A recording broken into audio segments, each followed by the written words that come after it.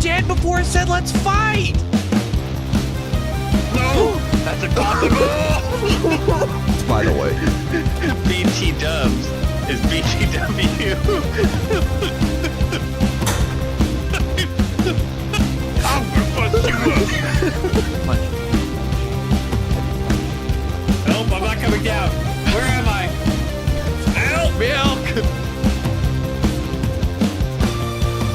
Chance got $5.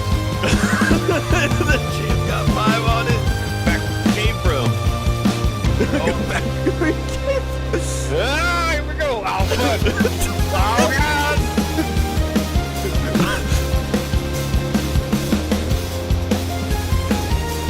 Go fast enough. Oh, I tried to go in jump low. Don't for me.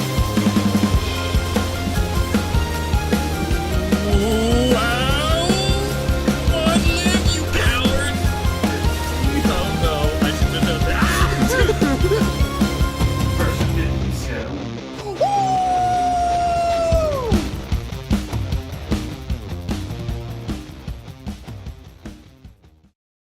Hello YouTube, welcome back to the First to 50 podcast, episode 10. We've made it 10 straight, Meshi. How incredible is that? Never done 10 in my life. I got really depressed because I realized you've never probably done 10 push-ups in a row. I could do sets of 5. Ow. I think that hurt my chest more. He's like, I can do nickels. Oh, bless. No, I'm weak and fragile. Okay. Oh, bless. Okay. Anyways, this is a podcast where we talk about video games, movies, and anime and stuff that we watch. And we bicker across this totally real table at each other. And we're going to start with our weekly recaps. And me, myself, and I feel like it's a love-hate relationship. I'm off and on. I'm yes and I'm no. I'm hot and I'm cold. But now we're really back into fighting games. I realize I'm not sharing this to you. But we've been playing some Street Fighter Mix 6. I've been going through Master Rank and it's been fun. It's been fun so far. I get to watch the Foot Lady. I'm getting to do combos. I'm really getting really nerdy about it again, where like I'm doing my own match analysis stuff, kind of breaking down what I've done wrong and seeing what my sets are. And so far, yeah, we're just moving up. Why did it get pixelated all of a sudden? It's I don't know. It's just it's solid and fun. I'm trying to think. I honestly think I do enjoy this game more than Street Fighter 4. Because there's a couple of things in Street Fighter 4 that just kind of make the game annoying to play fundamentally, like crouch teching, which if you don't know, in Street Fighter 4, you could option select by holding down back and pressing throw tech, which is light punch and light kick, and it would tech grabs for you. But if they didn't tech or left a gap, you'd get a crouching short or a crouching light kick to come out. So it kind of made the throw game really weak in that game, and the backdash invincibility is kind of like obnoxious. But I'm having a lot of fun with it, so we're climbing through Master Rank. Hopefully next week we'll be at High Master, which is 1,600 MR, or Master Rank points. I don't know. Meshi, what's the chess term thing? What's it called? What's the system they use? Good question. EOL? Fuck is it? Are we both stupid? We might be. Hold on. ELO, yeah. The numerical system for rating a player's skill level. Way to go. You know chess. No, I hear like sweaty like League of Legends players talk about it or something, and I'm like, ugh. Whoa. League of Legends.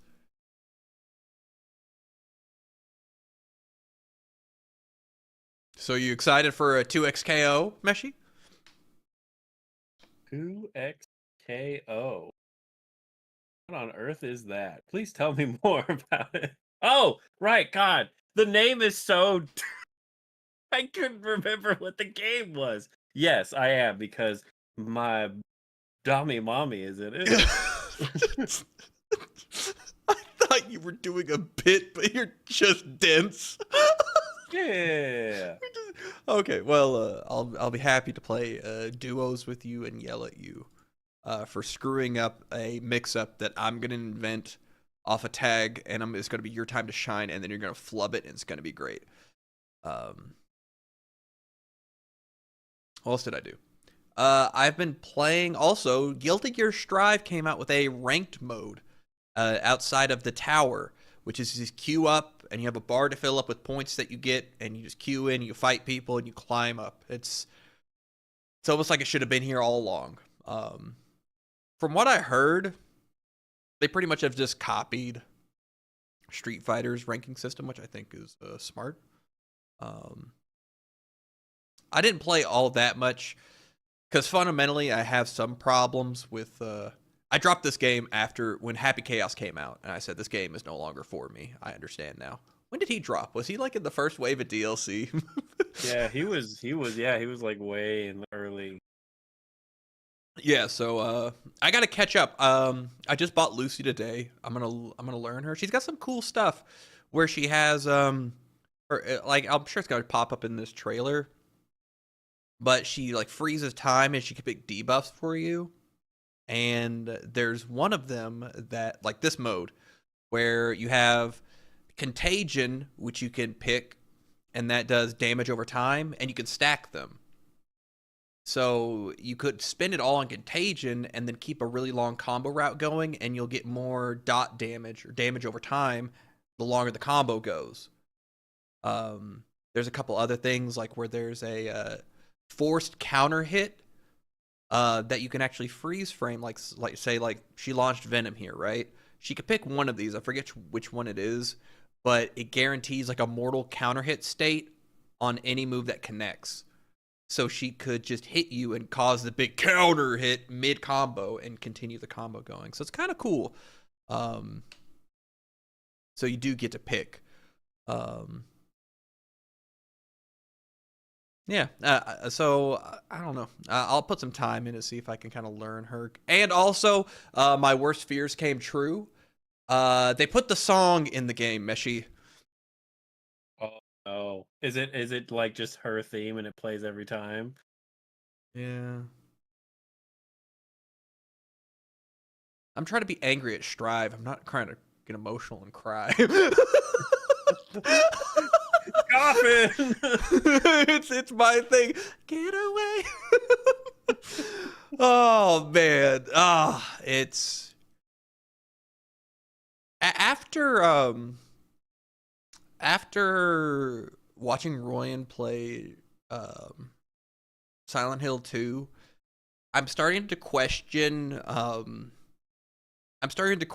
if people watch things the same way that I do. And I wonder how much of it like just slips past people. You know, perspective is a powerful thing, right? Yeah. Do you see what I see? A star, something, something, something. Yeah, I really like Edge Runners. It was a wonderful anime. I don't know if I need that season 2, but we're getting it anyways. But yeah, the rank system is pretty good. There's been a couple of times I've queued in and I've had like 7 rollback frames and like 2 to 500 ms like lag like across like the internet. I think the net code since the crossplay update's been terrible, from what I've heard. So that's kind of unenjoyable. I remember I queued into a Sin player, and their connection was literally shitting the bed. And I said, "You know what, Scum? It's fine. Don't get angry. It's okay. Let's just hold forward and just move on to the next match. You know, just let it go. Who cares?" So I proceeded to hold forward because they scrambled and hit me twice in lag, and it killed me. And I was like, okay, let's just move on to the next match.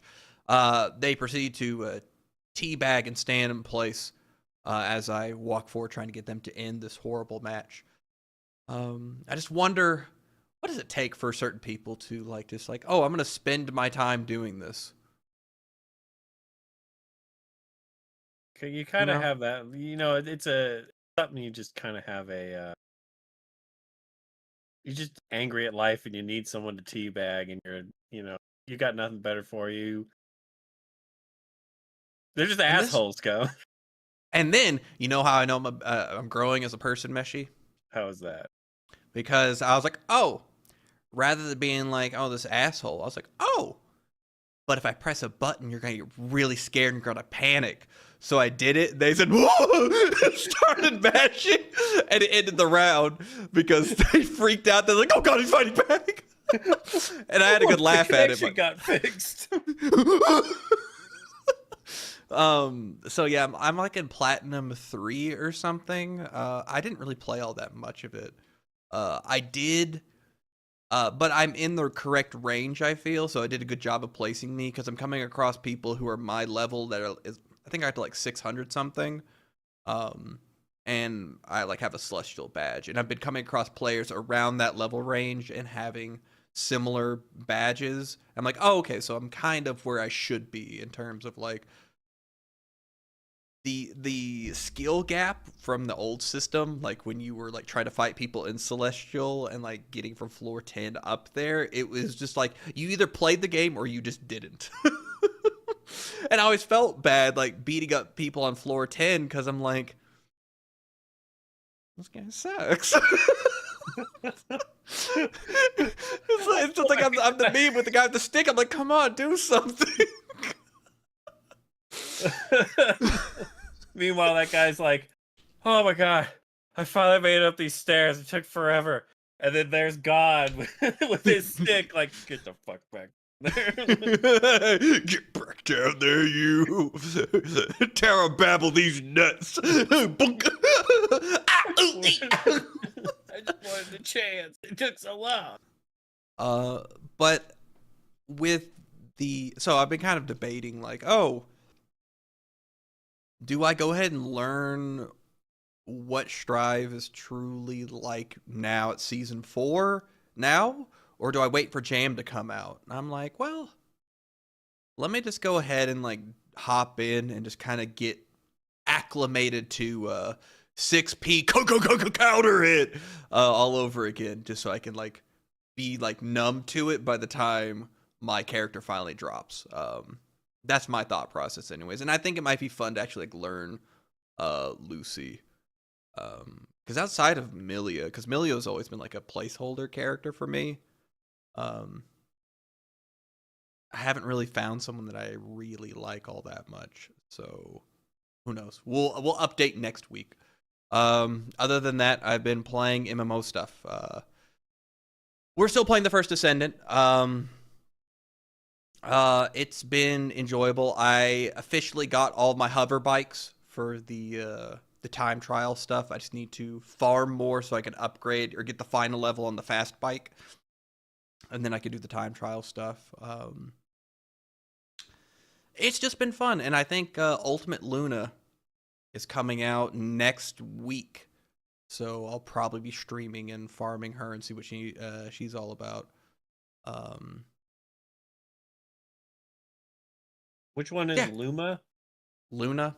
She's Luna. the DJ girl. Um, Ah. with the headphones. This one. Mhm.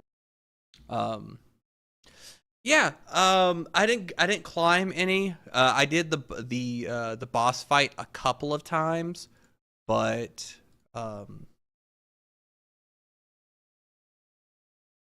yeah. Other than that, I've just been like doing like runs with people and that kind of thing.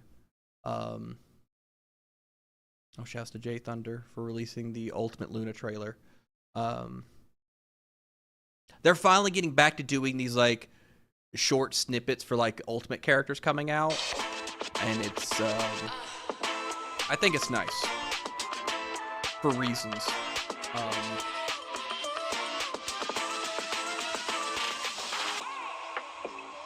But what's really cool about her is she becomes like a K-pop idol on a little stage thing, and it turns into a turret, and she just shoots colors at you, and it looks like it hurts, and it's really fast. That seems ridiculous. That's Oh, and I forgot to mention, I have no footage of it right now. They're introducing a lounge meshie, a lounge, um, where your descendants can relax, um, and enjoy themselves after, I believe the Korean developer said, long, hard fights, I believe. yeah, Um, long, hard, 15-second fights. Yeah, yeah, yeah, get yeah. it. Let me see if I can find this in this whatever, because someone obtained a perfect screenshot, and I think it encapsulated. Oh, perfect. Here it is. Let's see. Then link. Let's see if this works. Boom. Perfect. So you can hang out in the lounge and you know, Do rigorous calisthenics. exactly. Um, What a there's, you know, what a freeze frame. I'm assuming that's her sitting on the bed and then do yeah, and their legs fall down. But okay. someone was like, and got it. You got it, nailed it. It's just and it was hilarious because these three guys are doing like the whole like dev talk, and they were just all like, Oh, I thought this was like they did. I thought this was like someone did like a Photoshop where they're like, "Oh, these guys are doing this really serious thing. What if I fucking Photoshop in the background this monstrosity?" no, this was literally a screenshot from the developer's live stream. Oh shit! They know what game they're making. Yeah, Oh, yeah, they do. And I don't know. It's just of the cooperative things I've been playing, it's just been nice, and I I don't know. It's just enjoyable to sit and relax and shoot and kill stuff. Oh, and the best part, Meshi. Freyna was struggling in the new area a little bit. They're like, she's underperforming. She's getting buffed. ooh, So when Ultimate Luna drops next week, my baby girl's getting a buff. So winning, Charlie Sheen. yeah. Maybe you'll finally be able to do something. You know. Also, I guess you know me, Meshi. I've played Black Desert a decent amount over the years. Um, it's a mindless thing I enjoy doing. Um, I don't know if I've ever put as much time into something and coming back and playing it and being completely lost and not knowing what the fuck I'm doing. It's kind of absurd. Um, there's another bald individual on the interwebs that did a new player startup guide thing, and it was like, oh, if you made this choice, you're an idiot, but it was previously the right choice to make. But if you made it now, you're an idiot. And I'm like, I'm an idiot because I made that choice 6 months ago, and I came back to the game to play because you told me that was the right choice to make back then. Man, what a shitty experience had that be the right choice back then, and then coming now and it being completely different.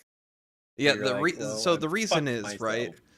So there, because you've played, there's Succession and there's Awakening, right? So you have Yeah. like the base kit and you have like the Awakened like new moveset kit, and you get your log like for new players now get a free like good weapon, and you have to pick for Succession or Awakening. So I picked the Awakening one.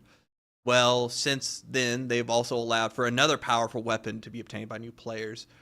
So typically, you pick just the other attack weapon, right? Because you have three weapons. Um, Back in the day, you're just supposed to pick your other thing just to get more power. Now you're supposed to pick the offhand, the other like third rank weapon, because you want to fully upgrade that into the new weapon that they've made because you're not going to be using it. So, yeah, anyways, I have been mashing R all week getting through the story that I've played multiple times in, and I've had to redo all of it. And I think I'm almost done with all of the base content, and now I need to do like the expansion stuff and then start getting caught up. I'm completely lost. There was a certain point where the auto tracking in the game screwed up. I was like, I'm supposed to go down that waterfalls right there, and it has me like way up, like 3 stories up on this bridge, and it just was freaking out. And it's like, do I walk 1,000 whatever Black Desert steps that way and go around and swim through the water slowly? I think they gave me a rowboat. I don't know. I couldn't find it in my inventory. Give me a rowboat. So I said, you know what? I'm not going to get angry. I'm not mad. I stood up on the edge of the bridge and I said, Shoryuken! So I Shoryuken, and then I did the dive kick follow-up, and I dove kick all the way to the base of the waterfall where I'm supposed to go, and I died on impact like Yamcha. And then I used a thing to resurrect myself, and like, whew, saved myself 5 minutes. Then I went up to the quest person, and they were just like staring at me like, that guy just dive kicked to death and then resurrect.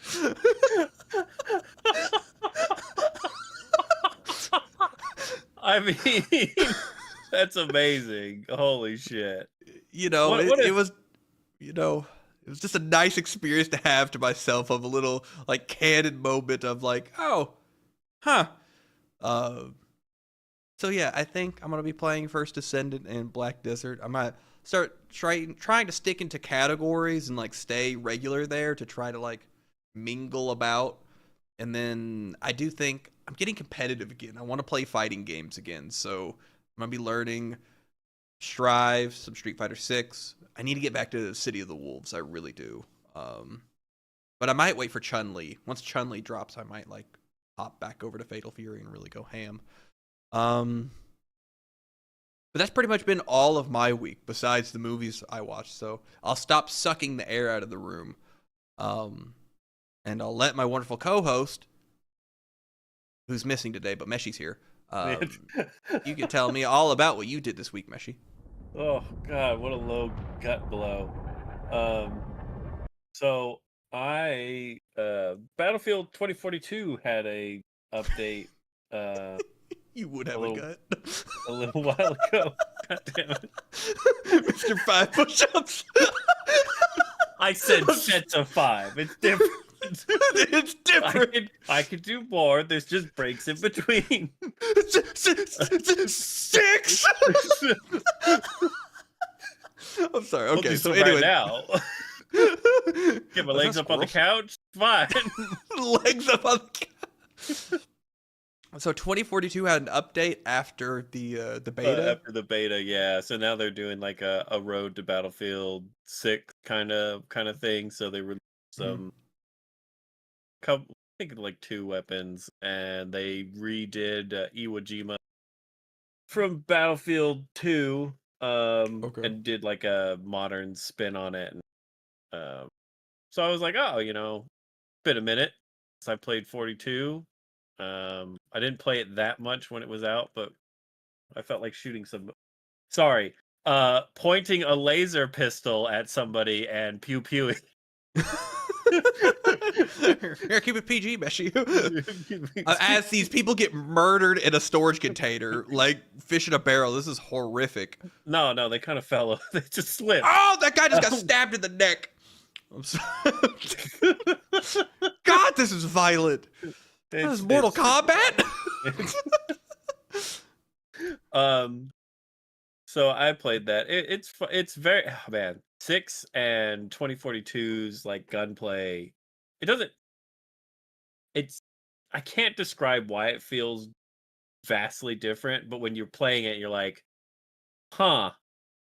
Because like Battlefield 6's feels like it has more real, maybe not realistic, but like the more kickback, or like the guns aren't just like laser on target.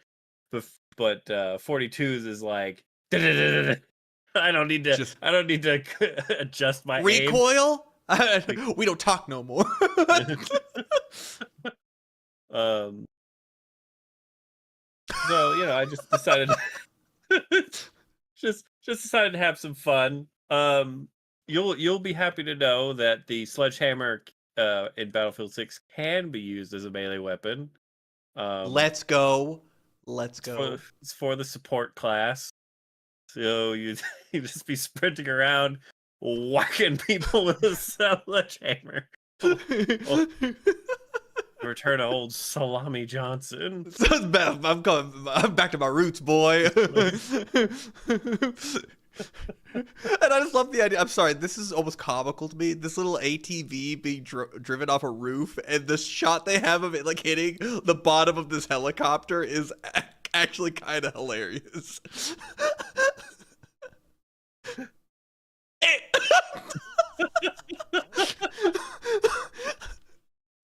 uh, I can't wait. I will. If you're gonna pick up that game, Meshi, I will buy it and we'll field it up. Because apparently a lot of the Call of Duty community was complaining relentlessly throughout the entire beta of Battlefield 6, calling stuff like unfair and dumb, and wondering why people like have access to vehicles, and like mortars being like oh my god, this is like ridiculous. Like, how do y'all even play this game? And it's like, first time here, it's Battlefield. It's like, I know You notice the 6 in front of here? That means there's been a lot of these games. you know, so it's funny that the Call of Duty people are like, well, I'm a member of the aim community because they like gauge their prowess upon their ability to aim in a first person shooter on a controller. Like, oh, okay. Oh, one of those people. The men are talking. I'm sorry. You might need to go somewhere else, bro.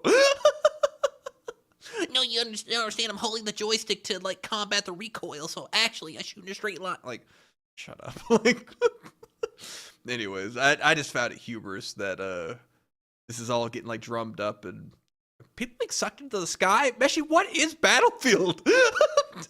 Oh, this 2042 was supposed to be like, um, because in Battlefield 4 they had something called Levolution, which is basically you can trigger the level to change drastically.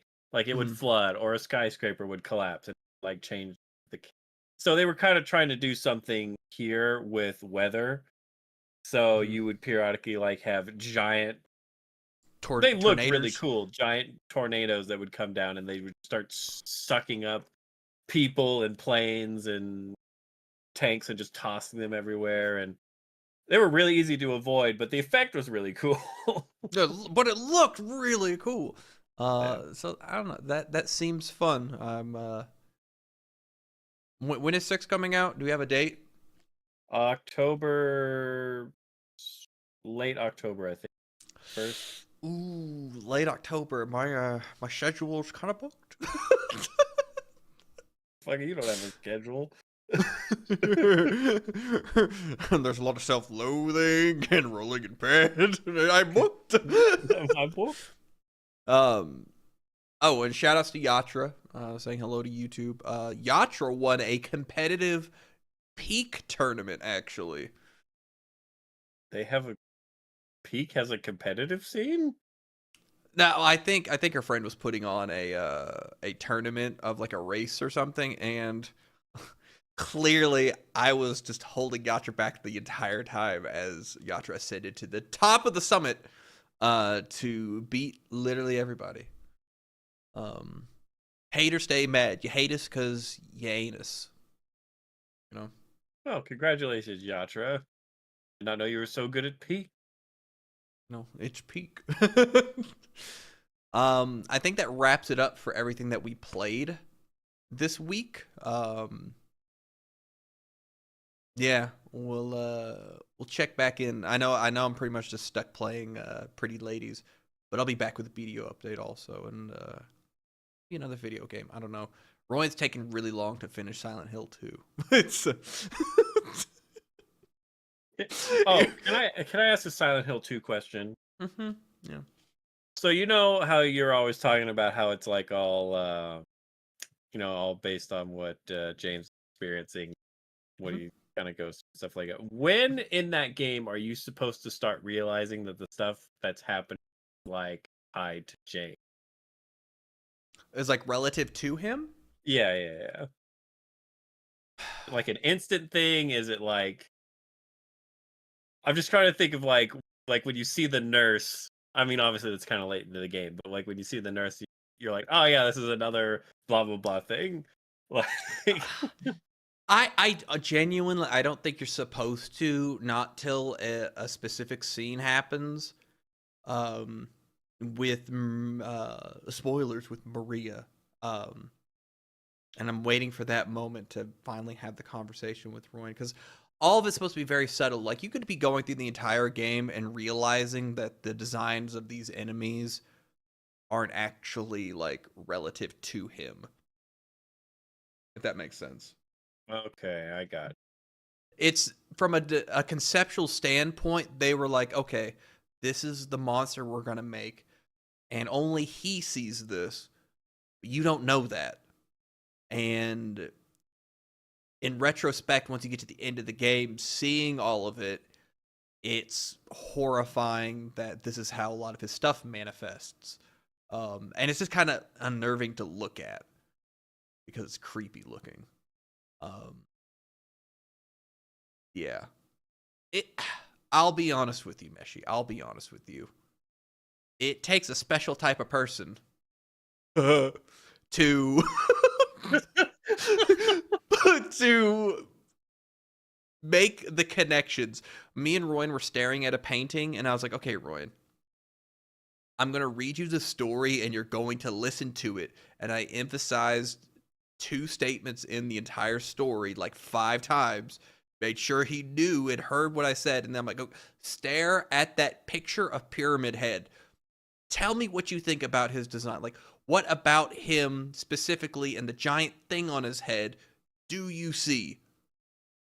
You know, tell me what's going on with this design, this character. And he's like,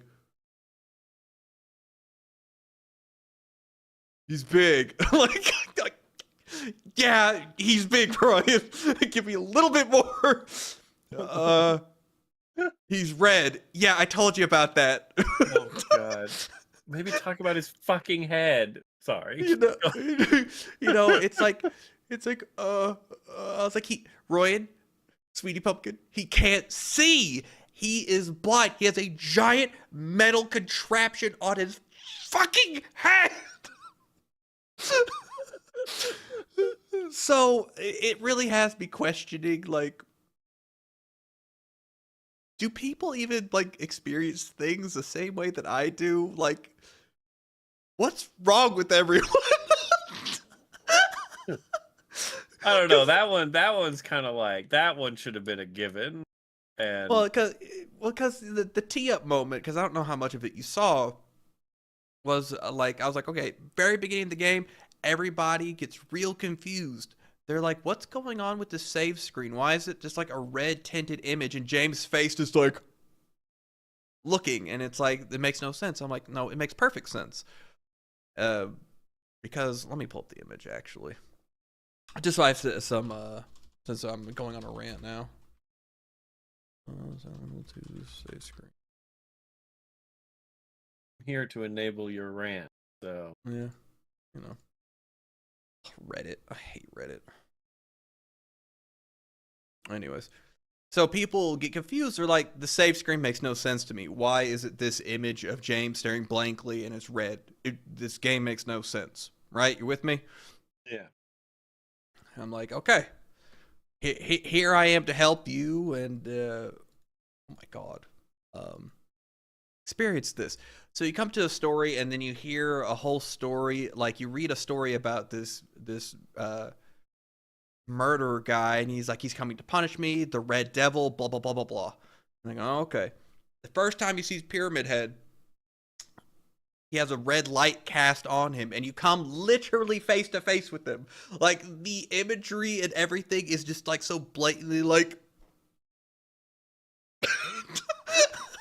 and like everybody misses it, and I don't like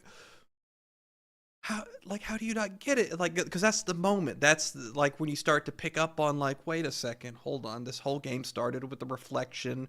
The save screen seems to be a reflection of him through a red lens.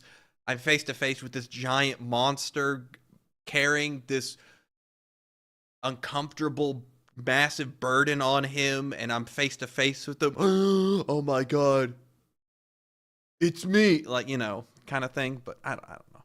I I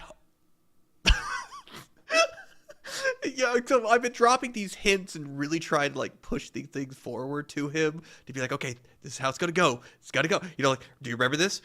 That's kind of interesting, isn't it? And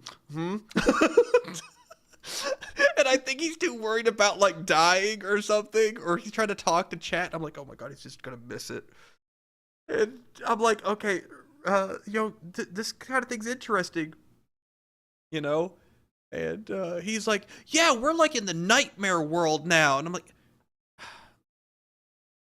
So, do you think he's just so focused on everything else that he's not actually paying attention to the game? he's played this game before. Like, it's so Uh, far, it's literally the same. Like, nothing's throwing a wrench in anything. And he's like, that's kind of, it's different. He got tossed into the hospital rather than down the hospital. I was like, it's not the point. It's the fact that Pyramid Head, you are throwing yourself deeper into the introspection so you can realize what you've done. you'd make one hell of a therapist. Oh. See, I'm so much like James because I can so easily point out other people's problems and try to fix them rather than my own. There's a reason I like Silent Hill 2 so much. It's a big point in contention where James literally sees everybody else and he's like, "Can I fix your problem? Do you need help? Do you want me to go with you?" It's like, no, you idiot. Look at your own problem. It gets to a point where one of the other girls looks at you and be like, "Get out of here. What are you talking about?" Anyways, my Silent Hill rant over. It's been fun. It's just it's like sitting through a movie, but it's going on for like 3 times as long as it should be. You're like, man, this 8-hour movie could have been a 2-hour movie. You know, and part of it's my fault. I was playing BDO on the side, mashing R to skip the entire story so I could get the reward at the end of it and get through it all. So I wasn't paying attention, and there's a point where Roy got brought to a payphone, and he picks it up and he hears some stuff, and James puts it down, and there's a wrench under a rag. Roy just walks away and then proceeds to wander around for like an hour. So I have to pull up a VOD of somebody else playing. I was like, "Have you opened this gate yet? You need a wrench for it." He's like, "I can't find it." And I pulled the video and I watched the guy on the phone hang it up and then press A and pick up the wrench. And I'm like, God, just go back, Roy. It's on the payphone. So how Mishi, when do you start victim blaming? How much of the responsibility do you take on yourself, and how much do you place upon the person playing the video game? Oh man, that's a really good question. It's it's one of life's many conundrums. We're having fun at royan.tv/Twitch something. I want to make it a good therapy. Oh, Something. never mind. Anyways, rant over. Silent Hill 2 so far has been good. We have not yet confirmed or denied the problem that we saw in the new trailer for the next blooper game, which seemed to have a dead James Sunderland in it. So I don't know, like, what's going on there. That's, yeesh. I hope they don't botch it. But anyways, it might be my superpower. You never know. I can tell you what's wrong with you. Don't look at my problems. Shove those underneath the mattress. All right. What else did you do with your week, Meshi? Shut up! I know what you did. You watched Alien Earth, 2 episodes, right? Yeah. I watched 2 more episodes. I've found that if I do it in 2-episode kind of bursts, so I wait 2 weeks, it doesn't feel as painful to only get one. I see. It's a better pace rather than us trying to watch 1 episode of Bleach every week and being like, it's It's It's over. over! We're still going. We just hit play. No.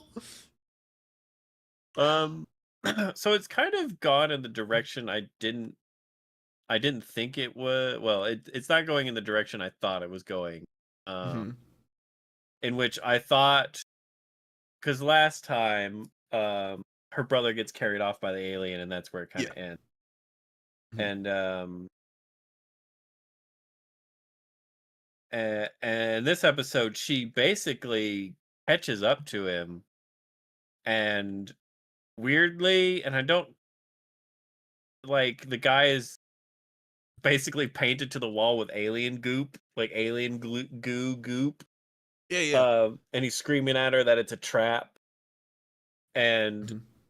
it's like that's weird. Like I know that they're really smart and they lay traps, but he didn't really care about the other girl because she's not human anymore. So it was like, well, I guess if hunting him.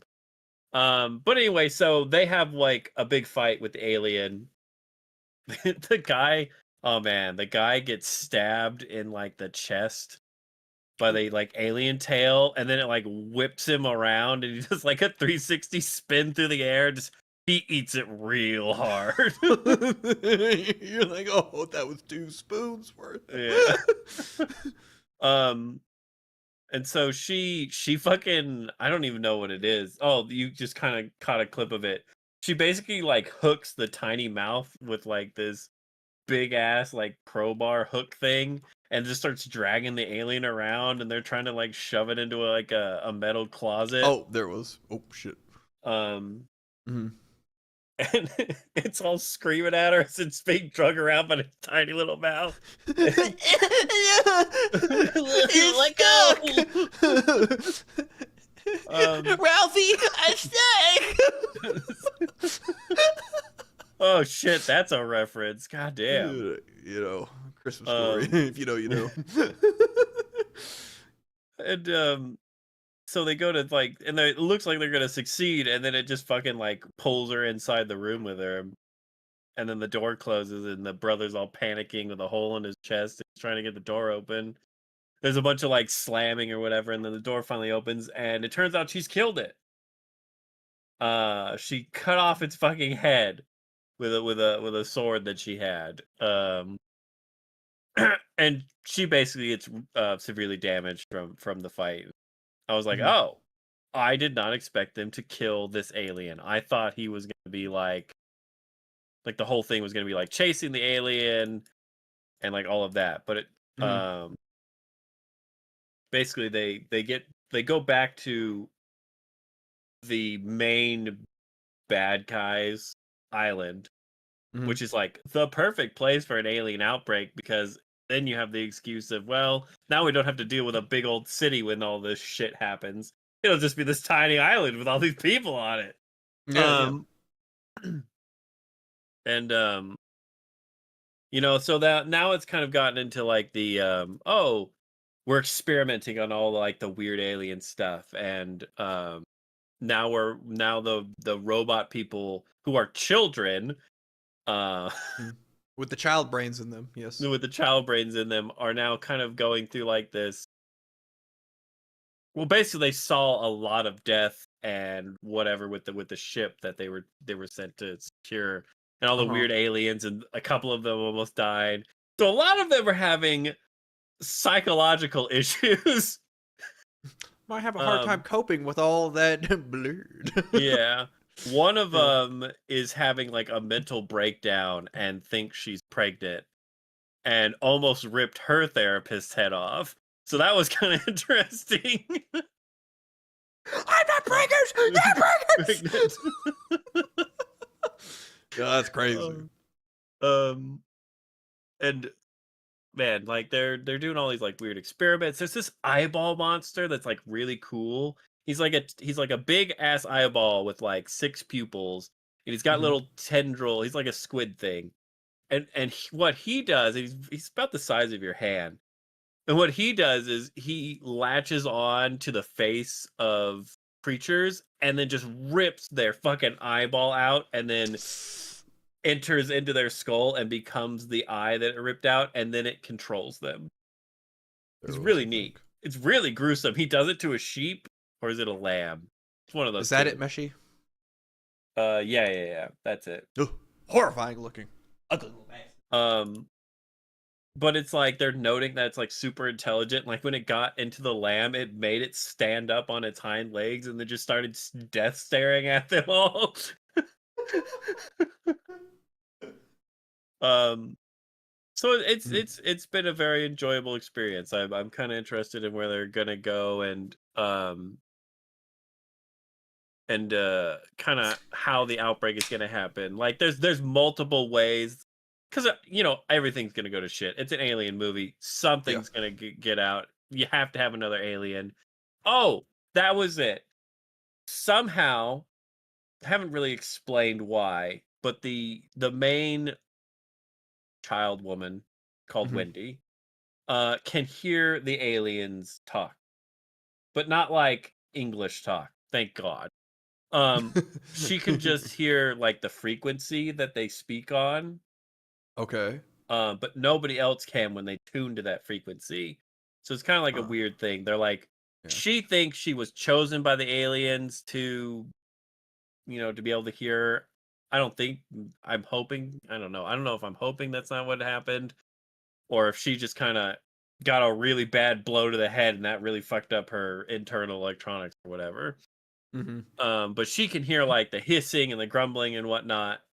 So they're trying to like translate that stuff. So that's kind of interesting. Um,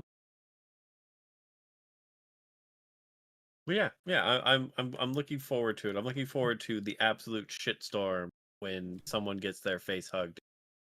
When someone gets their face hugged. Oh, that was it. They actually show because when a face hugger latches onto somebody, right, and then Yeah. they get Oh. implanted. Mhm. Yeah, with the thing. They actually like dissected the face hugger while it was alive and pulled out the thing that they That put goes down inside the of the people. esophagus. Yeah. Yeah, The it's like a H.R. Geiger weird. was a gross dude, man. Yeah, He's he a. was. Ooh. What if I made it really gross? um, but yeah, so that was cool to kind of see what it looked like. Mhm. But bringing it up to the next thing I watched. Mhm. Uh, I watched, I think it's episode 8 or episode 9, I can't remember. It's called Touched by an Angel. The Dexter episode. Dexter Resurrection. As you know, I love to bounce around series, so I've gone back to Dexter Rebirth episode 8. I didn't watch episode 1 through 7 just to spite you. Uh no. Um, Now, I was gonna go on a rant about Touched by an Angel. Wasn't that like a sitcom show about like an angel? Anyways, um am I so drunk? Hold on. Go on yeah, about Dexter. What Dexter. happened? So in this episode of Dexter, Angel, Mhm. his friend, This guy. Yep. basically the cops that he was working with find out that he is retired and shouldn't be working as a cop, and because he kind of went on like a weird, like, this guy is crazy kind of rant, like he's Yeah. Yeah. super obsessive about Dexter, and so the cops last time were like, no, you're just kind of really obsessed, like, and you're not even supposed to be working as a cop. What the fuck are you doing? You're literally stalking this person. Yeah. Yeah. And he's like, no, you don't understand. This is what Dexter does. He gets inside people's heads and he gets away with everything all the time. And he's just sounding like a really crazy, because he's right. And you're like, yeah, that's true. He's like, he keeps getting away with bullshit.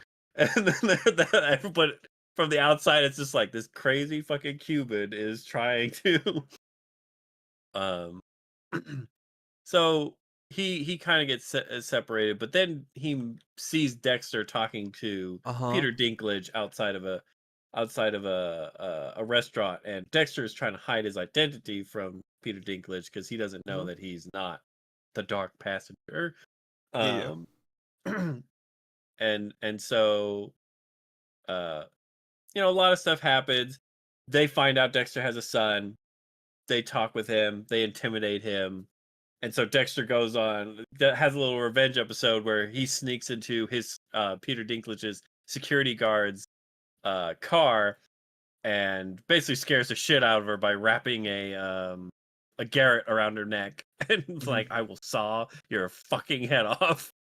um, Hey, and that plays into him taking the spot of that previous killer, right? yeah, yeah, That almost kind of. reinforces his swap. Now, are you saying that Uma Thurman is one of the is she the bodyguard or is she one She's of the the murderers? bodyguard. She's the specialist that can like track people really well. She was like a special forces Okay. person, and that's what she did. Hmm. And her mom's really sick. You kind of find out when Dexter is like, "Oh, I need to scare the shit out of this woman. She's going Hmm. near my son." Um, you find out from her little encounter with him that her mom is sick. You kind of already knew that, but her mom is sick, and the reason that she works for the midget is because he found out that her mom was sick and then like bought all of these specialists in to keep her alive and bought her like I think she said Ah, 8 years of life and still like ongoing. So he and then you find out that he's basically just he manipulates people. I mean that it's yeah. very obvious what he does. Um and so that's how he controls people. He finds out what you want and then he just kind of pays for it and is like, "Oh, you can only Makes it live because happen I so he do can this." place Yeah. you under his tiny thumb. Yeah, his tiny little thumb. And so that's kind of what happens here. And you kind of get when she comes back to him and he's like, "Oh, you survived an encounter with the dark passenger. Let me see your neck wound." And she like shows him his bandage around her neck and he's like, "No, no, no, no, no. Take that off." No, no, uh no. Take it Oh. off. So she has to unwrap her wound, and he's like almost trying to touch it, and he's getting all really like obsessive about it. Yeah.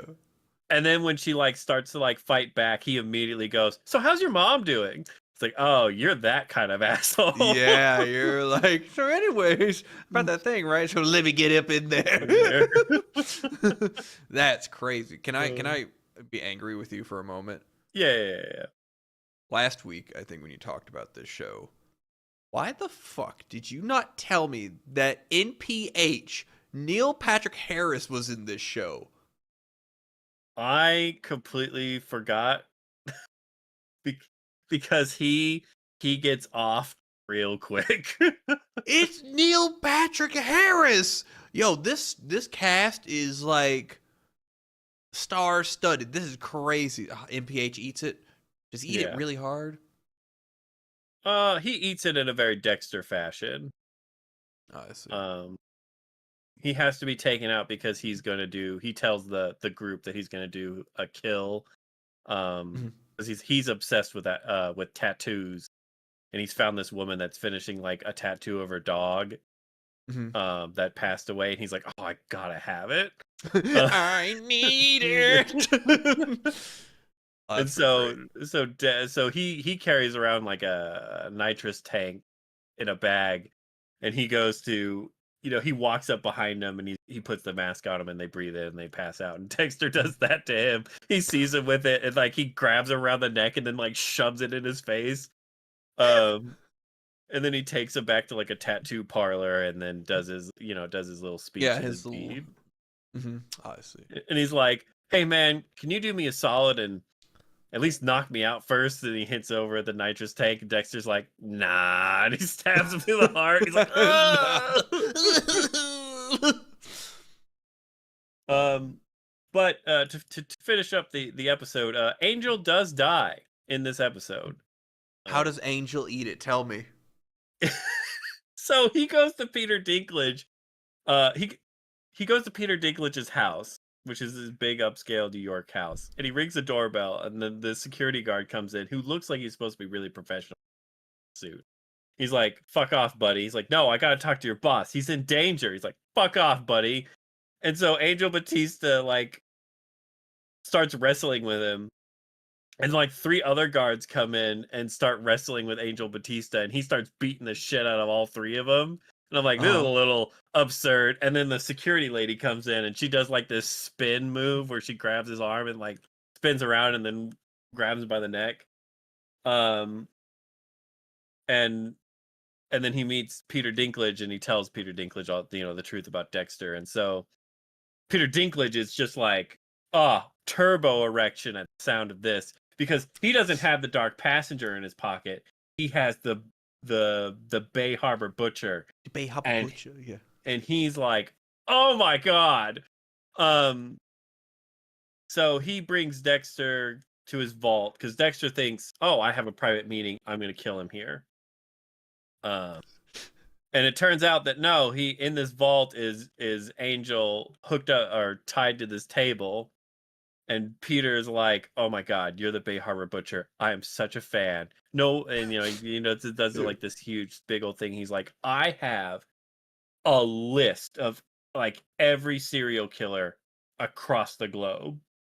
He's like, "We'll invite them to my house every year, just groups of them. We'll get to know them. We'll have fun, and then end of the weekend, you do your thing, and I'm watching." He wants to watch from the chair. That's Yeah. crazy. Do you Um, think, big dog? Yeah, he just wants to see it in action. Yeah. Um, and he's like, well, what's with Angel here? He's like, that's your admission ticket. And he hands him a knife, and he's like, kill Yeah. him, and this deal is good. He's like, I want to be your benefactor. I want to sponsor your mission of just murdering murderers. Yeah. Um, and so obviously he doesn't go through with it. He fucking frees As we saw. Batista, Yeah, Angel, yeah. yeah, and Mhm. and he's like, okay, this is the funny part. This is the funny. I got a good chuckle out of this because you would think like, oh, he's cutting him loose. Um, he's gonna fake a fight with him. Like Angel's gonna fake a fight with him because he immediately starts like fighting him after Yeah. and they're gonna get Peter and the lady together. Fucking Mhm. no. Angel is so dead set on like this is my chance. You're I'm fucking gonna dying. kill you. Yeah, he's like, I'm ending your bullshit now, Dexter. And he's like, and Dexter's having the inner monologue of, well, that didn't go as planned. And then he fucking gets shot in the back by Peter Dinklage, and they Empties the fuck clip on him. off. Yeah. Um, and they close the vault, and Dexter has his final like monologue with Angel, and he's like, I want you to know I didn't kill your girlfriend and I didn't kill Dokes. Um, I did everything else you think I did, but I didn't do those two. And he's just like, fuck you, Dexter Morgan. You're the reason I'm dead. Wait a minute. I thought he did kill what's her face um in that storage vault thing. oh no, he his sister kills her. The Oh person he's yeah, because she referring finds to him and oh yeah, okay, I remember. Yeah. the person he's specifically referring to is Angel had like a girlfriend or something like that Okay. that dies. Oh, Um gotcha. but yeah, it was just really funny and it's like, no, Angel, he's not technically not the reason you're dying right now. You just couldn't let it go and decided to fuck around and found out.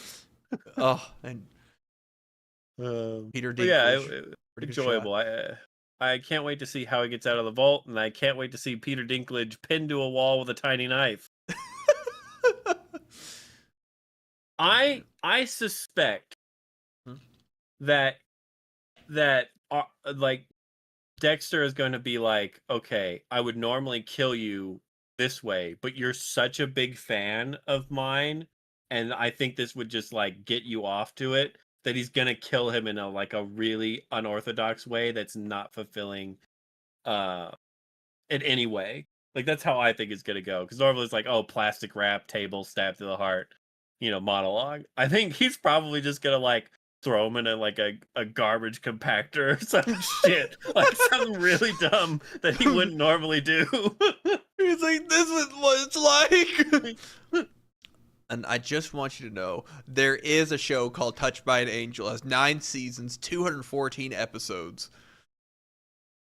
And this is the thing that sprouted to my mind whenever you literally said the name of that episode of Dexter. And it's funny that Angel Batista's like he died.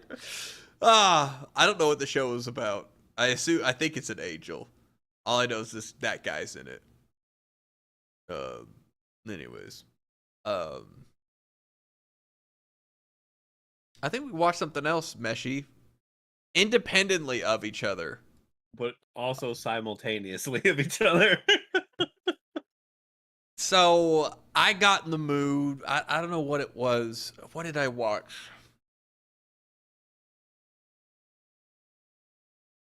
Shit, I forgot. There was something else I watched, and it made me want to watch Underwater because I'd never seen it. And I like the aesthetic. I like the creepiness of the deep down sea and like Cthulhu-esque old god giant monster things. I don't know. It was something that always interested me. I've heard nothing good about this movie, so I want to hear your thoughts on it, Meshi. Why did you watch it? So I was sitting there and I was like, I want to watch a monster-ish movie, but I couldn't find anything good, and this kept popping up. And I had watched it once before, but I watched it when it came out, and at the time I was like, I couldn't really get into it. I was just like, whatever. It was a movie, and then I was thinking about it. I was like, you know what? I didn't really give that movie a chance. I'm gonna watch it again. So I did, and that her opening monologue that she has, I was like, what the fuck is going on? And then I was like, oh shit, this movie's kicking off real fast. It starts so fast. It's just like depression and being alone, looking in a mirror, and it's like imploding. Get the fuck out! Because I thought, yeah, because I watched this movie twice and I did not remember that it like kicks off that fast. I was like, oh right, there's like a weird like psychological dream. Cthulhu. She's having like a hallucination at the start of the film that the ship is imploding. And then like halfway through when the other guys showed up, I was like, no, wait, that's right. The ship just suddenly starts imploding. Yes.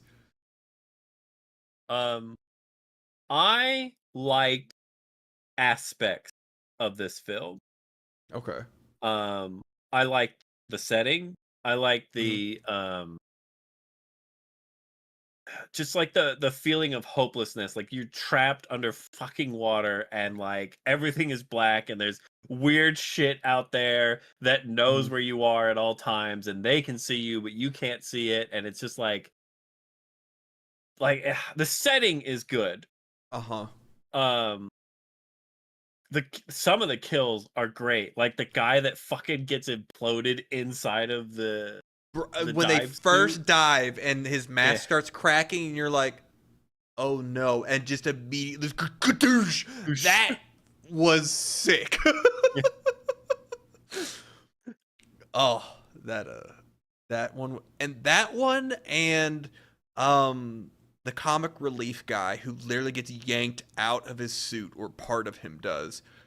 That was like horrific.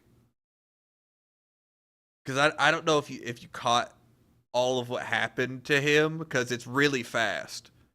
Probably not, because it was so fast. Because I don't remember specifically. Because that's the most fucked up one of them. It's this guy. Oh when yeah. When they're going underneath. So when they're going underneath, so it grabs his leg, and it's got a hold of him and literally starts yanking him out of the suit. He's like he's squeezing him out almost like like a tube of toothpaste, because you see his neck and his like face get scrunched up as he's being pulled out of the suit. Like it, and there's this nasty little like noise whenever like it yanks. Oh, like that dude ate it so hard, and you feel, I don't know. This movie got me. I really liked it. Um, and he's the whole time he's trying to protect that little rabbit, his little companion thing. And as soon as he's like getting yanked under, he's like, no, no, no, take care of him. And like hands it off, and then he just eats it super hard, and like he gets yanked, part of his body gets yanked out, and the rest of it just fills up with the blood still in the suit. Like, oh man. Ah, that scene was what got me to watch this movie in the first place. Actually, this has been on my list to watch for like, when did this movie come out? Like 5 years ago or something. Been a while. Yeah. Um, what didn't you like? What point in the movie did you start going like, um, I I'm trying to remember what specifically I didn't about it. Um, so at the time I was like, I I'm trying to remember. Was the pacing weird, there's or a am I just certain point. There's a certain point, like especially like when the captain guy starts getting dragged up and like ascending, and like he like cuts the line because if they go up too quickly they'll die. yeah, And she's attached to him, and then like she falls down somehow, all the way back to the seafloor, and then finds another underground like old abandoned post, and she like stays there for a bit, and then she leaves again and finds the girl and the other guy that she left down there, and she's about to run off the cliff. There's like 10 or 15 minutes of this movie I feel like should have been there, because it did jump at that point. It does kind of like jump to it jumps to make the rest of the story happen. Um and it was super interesting. Like, so she falls back down, right? And then she can't find her the only other two people still alive. And then she goes to she finds that place that they were going to call for help. And she finds the captain's old locker, right? yeah. And she opens up the locker and she sees like the memorial thing of his dead daughter, who's, shocker, she's actually dead. Um, but on the wall, there was part of a pentagram, and it showed like a whole like Charlie from whatchamacallit, Always Sunny, or whatever the guy's name is, with all like what's that called, Meshy, with the rope on the wall tying stuff together. Oh shit! I don't remember what that's called. Like Come an on, Goose. evidence board, or Yeah, it's the string. the string theory. No, it's not string theory. That's fucking DNA stuff, Meshy. Oh,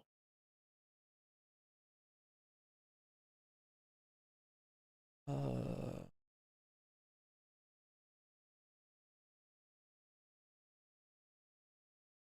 conspiracy board, crazy wall. I like crazy wall. Crazy Wall Murder Map. I thought there's a specific term for like connecting evidence together with like the strings. That's just what. Anyways, I thought there was a term for it. Um.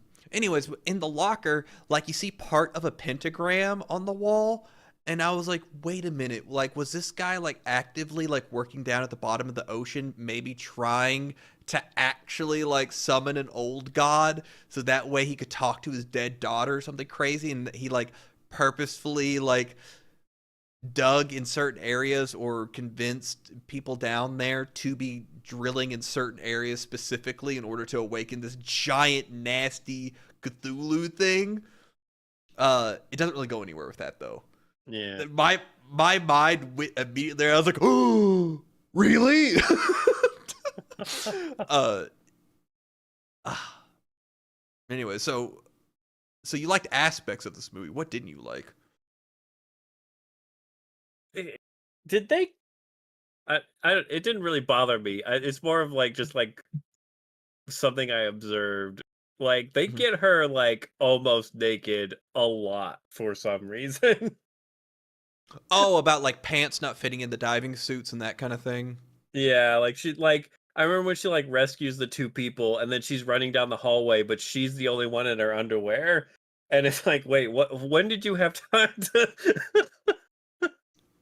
um it was just kind of like a weird thing that I observed. It was just like and part of me was like, I get it.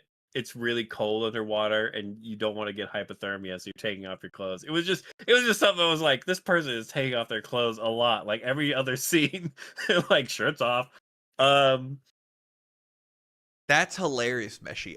I literally was so invested. That didn't even spark in my brain. The moment they went to the diving suits originally and she talked to the other girl, she's like, the pants lose them. They're not going to fit in the suit. Like, I was so sold on it of just like them being down there. That didn't even click in my mind. Like, this was like a 7 out of 10, but it grabbed me, especially like all the nasty little things like sprouting out of like the holes on the giant big one. And I was just glad that just the ending note of her kind of own internal monologue of like, you know, talking about fear and hopelessness and how it's their only thoughts, because she literally blows up the entire station to kill this thing. I don't know. I guess I understand, like, because at the time this movie like flopped like bad, and critics were going like, "Oh, it didn't bring anything new to the genre." Blah blah blah blah blah. It was kind of by the numbers. I don't know. I just had fun with it for being like a PG-13 kind of suspenseful thing, of like, oh, these people are like actually hopeless, hopeless. Like, it evoked a feeling of like just helplessness that I hadn't seen in a movie in a really long time, and I don't know. I thought it was good, but those are my thoughts, anyways. I mean, I didn't hate it, but I probably wouldn't watch it a third time. Though the monsters highlight. They're very good. Oh yeah. Oh yeah, those creepy I little things in that one moment where like when the captain's like doing the feed of his camera so he can lead the other people along, and they're less together suits or whatever, and you see the thing behind one of the person's shoulders and it like scurry back. You're like, I don't, it was like found footage, but like but tasteful, good. not Yeah. tasteful. Yeah, like kind of an interesting like way to make something suspenseful but also keep you in the movie. Um I just don't think that this movie got a fair shake. I don't know. I might be the No, biggest that's stand for fair. this movie. Um, it got me. It got me, Chief. As a solid 7 out of 10 movie, I was like, I enjoyed my time with it. Back to mashing R in this video game. So maybe that's my problem. I didn't have a game to bash R in. Well, this is also your second time watching it, like, and taking kind of in the story and like not taking it for the first time. I don't know how amazing or like great it would be on like a repeat watch personally either though, but um and the other reason I avoided it as well was what's her face? She's like in the Twilight movies. Yeah, I Christian Stewart. Yeah, I thought she was gonna kill the movie for me. Um, but her and Robert Pattinson have actually done like, or not. Well, I liked her in this. I believed her being the person she was in this film. Robert Pattinson's been great in literally almost everything else he's ever been in. Like, they escaped that tweeny romance franchise pretty A lot. successfully, I think, Yeah, you a lot know? better than they could have. Yeah.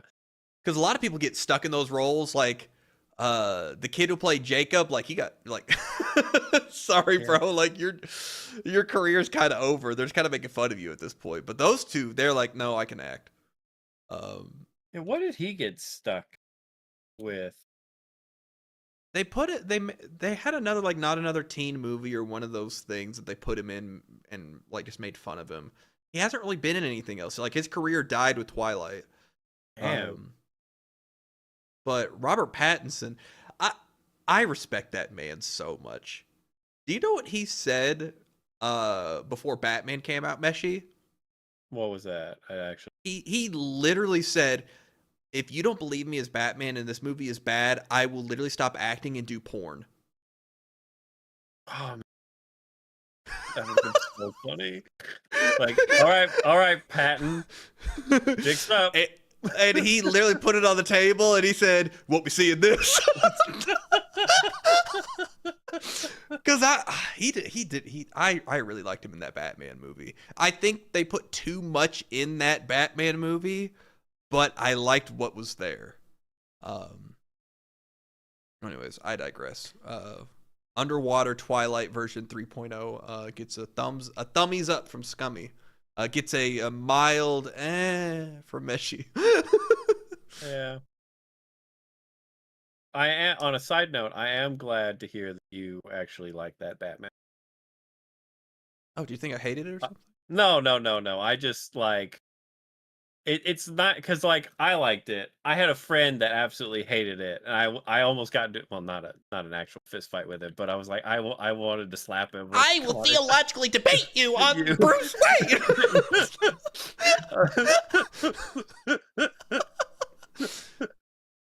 uh, yeah, but no, I'm glad that you liked it. It's You can now say, well, I have an internet friend who's an asshole and doesn't like anything. He liked it. there are some movies that I don't ask you about out of fear that you're like, this is the stupidest fucking movie I've ever watched, and I'll just be like, oh my god, I like that movie. Trash. Derivative. Bullshit. Bullshit. This I love. What is this? Underwater. Love it. Love it. Batman with Robert Pattinson. Bullshit. Okay, so well, you know, I think we got our thoughts out on Underwater. We watched a film together, which is the third in a trilogy of murder mystery movies.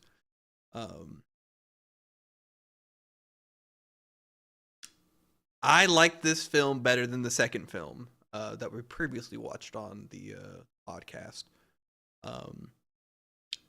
I love the fact that we were watching it. It literally happened, and the medium lady shows up, and I'm just like, Michelle Yeoh. Which, if you don't know Meshi, she's essentially like female Jackie Chan. She literally was in Super Cop 2. She's kind of a big deal. And seeing her here was a huge surprise. I was like, they got her Michelle Yeoh in this movie. I probably would have lost my mind if Donnie Yen was here. I'd be like, oh, Meshi is Donnie. I love kung fu movies. Funny. It would be Donnie Yen in that movie for some reason. Like, Donnie, what are you doing in Vienna? Bro, him being like a smarty, like, yes, excellent.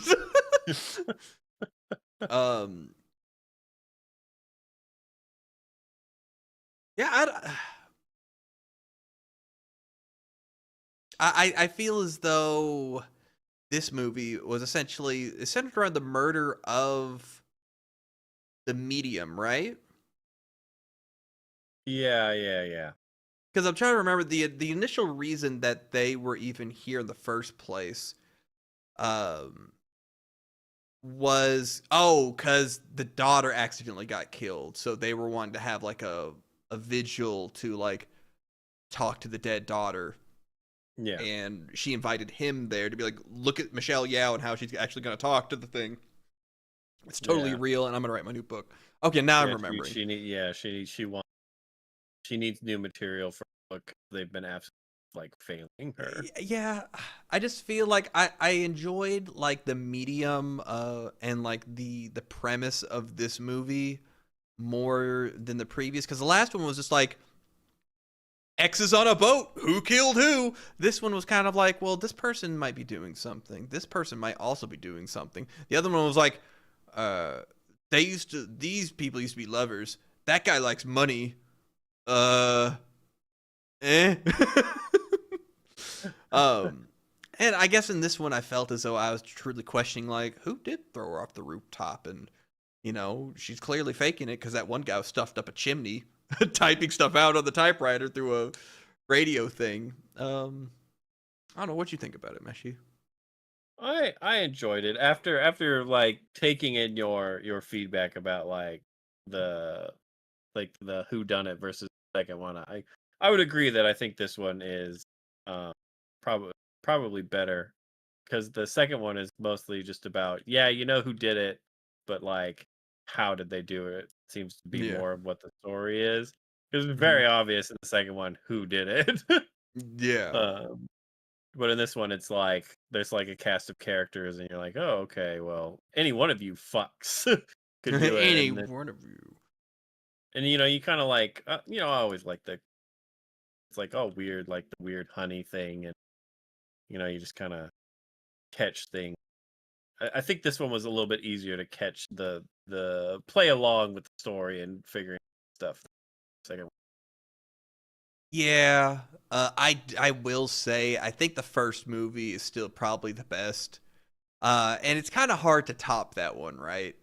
Just in terms of like, because literally the trail leads in all different directions, and you end up finding out why that is. But it's a pretty good twist.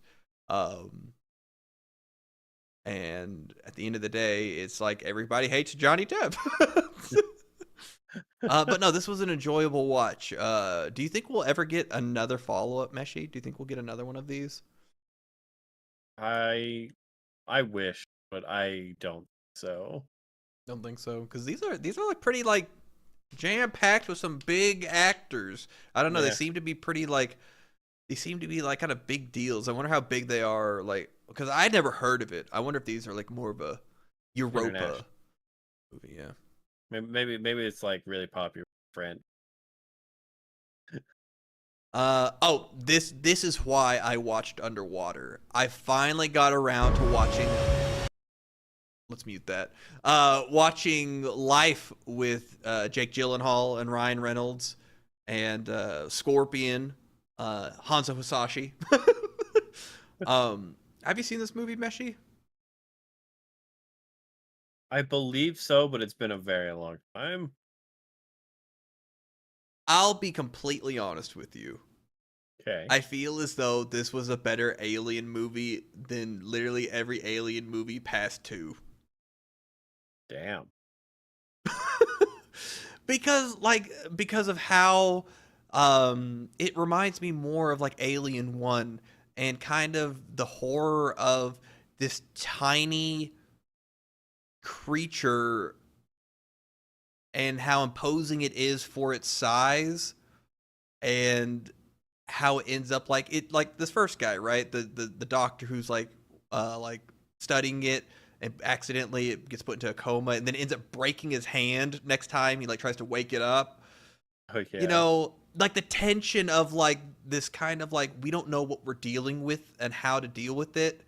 Um, you know, I don't know. I liked it. The only part I didn't like necessarily was the ending. Oh yeah. I remember the Because end I, of I this. guess we'll get there. Essentially, the thing starts breaking this doctor's hand, right? And there's a protocol of keeping the thing contained, and it's breaking his arm, and like he's about to go into cardiac arrest and stuff. And then eventually, um,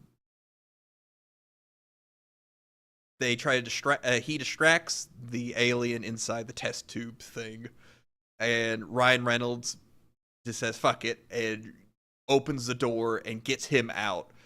But the alien gets out and attaches itself to Ryan Reynolds. Um, and then you get one of the most horrific, like it crawls Uh, down Ryan Reynolds' throat, and you could just, I don't know, it was just one of these scenes that I felt like you were was, choking along with him. well, not that you're choking along with him, but the portrayal of you see on his face that he's realized like I know what I've done, and I know this is it, and this is all I can actually do because these people are trying to fight and save me. And he just goes and he holds the corner and he's just waiting as his insides are just getting churned up like a blender. Like that scene, that whole death scene, it was just like, I don't know. I love the tension and everything that was going on. Um, in this movie. It was just enjoyable because a lot of stuff like, oh, dumb things happen, right? Dumb Yeah. things lead to other dumb things happening. Of all the things that ended up happening in this film, it was, I guess, more understandable what choices were made and how it ended up impacting them, in the long run. Hmm. Um, so yeah, essentially everybody ends up like dying super hard. Um, and then Jake Gyllenhaal has the plan of like, oh, well, my girlfriend lady died. Um, so I really don't care about going down to Earth. So I'm going to distract it and get it in a pod with me, and I'm going to fly out to deep space. You get in the other life thing and get down to Earth and tell everybody about it. So they lure it with like little oxygen things, and he gets it in the pod with him, and he gets evac'd out, and she goes, records a black box message in case she dies. Well, the twist is she's flying out to deep space, and the alien stopped Jake Gyllenhaal from driving or like piloting the thing into deep space, so it lands back on Earth. And so these like fisherman guy like open up the capsule. Jake Gyllenhaal's like, no, and that's where the movie cuts. Um, and it's supposed to be a bait and switch. I kind of just wish it had been Jake actually going out and you like not seeing him die and him just floating out to space and having her literally die on impact. Because she's the lady who's responsible for all the protocols that were put in place to keep this alien inside the station for study that they found from Mars. Um, Wait. Sorry, I'm I'm confused. So Jake Gyllenhaal was going to fly out into space, and then you yes. find out the lady flew out into space. Yes, so Jake Gyllenhaal's fighting with the alien inside of his escape pod for the lever. Okay. So Jake's unable to use the thrusters to actually go out into space. So Jake Gyllenhaal's escape pod falls down to Earth. And Okay. for some reason her lifeboat gets shot out into space. I don't know why hers went that way. Okay. Gotcha. The So for that's the that's all that's also kind of why the bait and switch I kind of felt was like kind of forced or whatever, because it's like, sure, I could buy maybe both of them landing on Earth or something, because like there's a whole scene of the alien like breaking Jake's hand as he's trying to grab hold of the stick to like use the thrusters or whatever. yeah. But it's kind of like, it was kind of like one of those just like, oh, you didn't see it coming. And it's like, well, there's no reason for me to see it coming because it doesn't make sense. So yeah, for But the first time you explained it, I thought it was like they tricked the alien, like the alien found out their plan, so they like tricked it into which vessel was actually going to Earth and which one was going out to space. Like that's what that's why I was confused. I was like, how did the alien know what they were doing? no, because I mean they're both going for the Uh, lifeboats, and they just lured the alien with oxygen into the gotcha. lifeboat. Yeah. Um. Yeah, it was just kind of eh. So I kind of, you know, I went meh, and I was like, you know what? I'm in the mood for more meh. Let me watch Underwater, and I did. I went back to a film because Meshi, we watched Jurassic World Rebirth, right? Yeah, we did. Awful. Yep. So I was on Amazon Prime, and this movie started auto playing after Underwater, and I was like, you know what? Were they all bad? Let me go back and let's just watch this film to see how it compares and stacks up. Meshi, it's literally light and day. It is, or night and day. The characters here were well written. They had funny quips. This was a better constructed like family like fun movie. Like the other, there's no character development in that the one we watched with Scarlett Johansson. Literally nothing. It's just Yeah. like mercenary assholes, and there's like slowly dying, and then you have this terrible family story going on here. Like at least for this one, for the kids, they're like, oh, the parents are getting divorced, and they're sending the two boys to go hang out with the aunt who's like the director of the park, right? Right. and well, why they take care of the divorce stuff at home. And you have like the kid breaking down. It's like, I already know mom and dad are getting a divorce. It-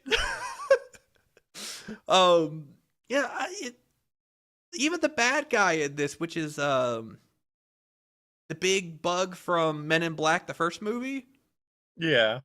and he's also in Law and Order SVU. I loved him in this. The fat guy who's just like, yeah, we could use these to save troops' lives and stuff. And he was great. And then the guy who's funding the park, who's like learning how to fly the helicopter, he had a great personality. Like everybody in this movie was just a joy to watch. It was just the most fun 7 out of 10 movie you could watch. I don't know. Why couldn't they replicate this again, Meshi? That's a good question. Um, I remember that helicopter guy, right? And Uh I huh. remember in the theater going, "This guy is gonna fucking die in a helicopter." Oh, And an sure hour and a enough. half later, And he like it was charming. He's like, why did I build this place to remind us of like, how small and insignificant we are? Are the guests having fun? I don't care about revenue right now. Like, tell me the wonder, like, or what's going on with it? He just had a fun personality, and then he ends up eating it super hard as he crashes into the what do you call it, atrium yeah, or whatever.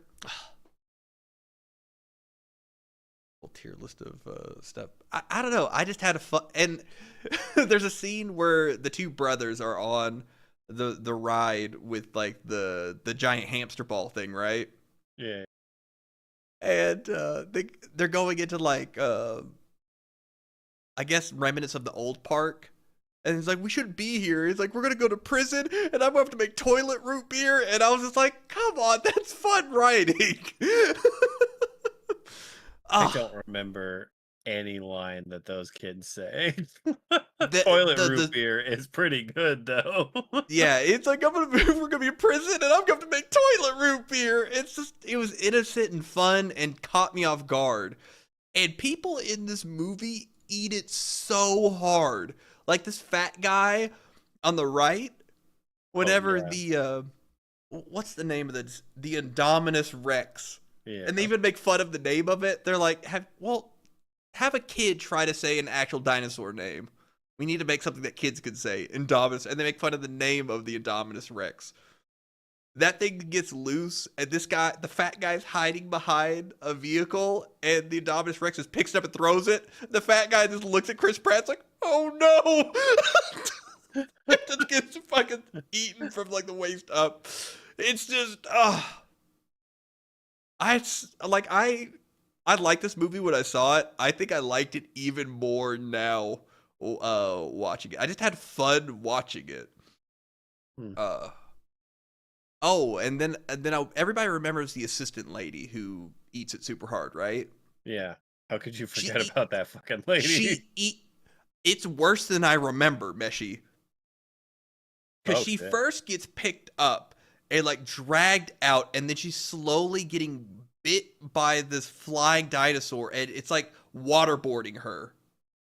Yeah. And I don't remember any of that because I just remember her flying out above it and then getting.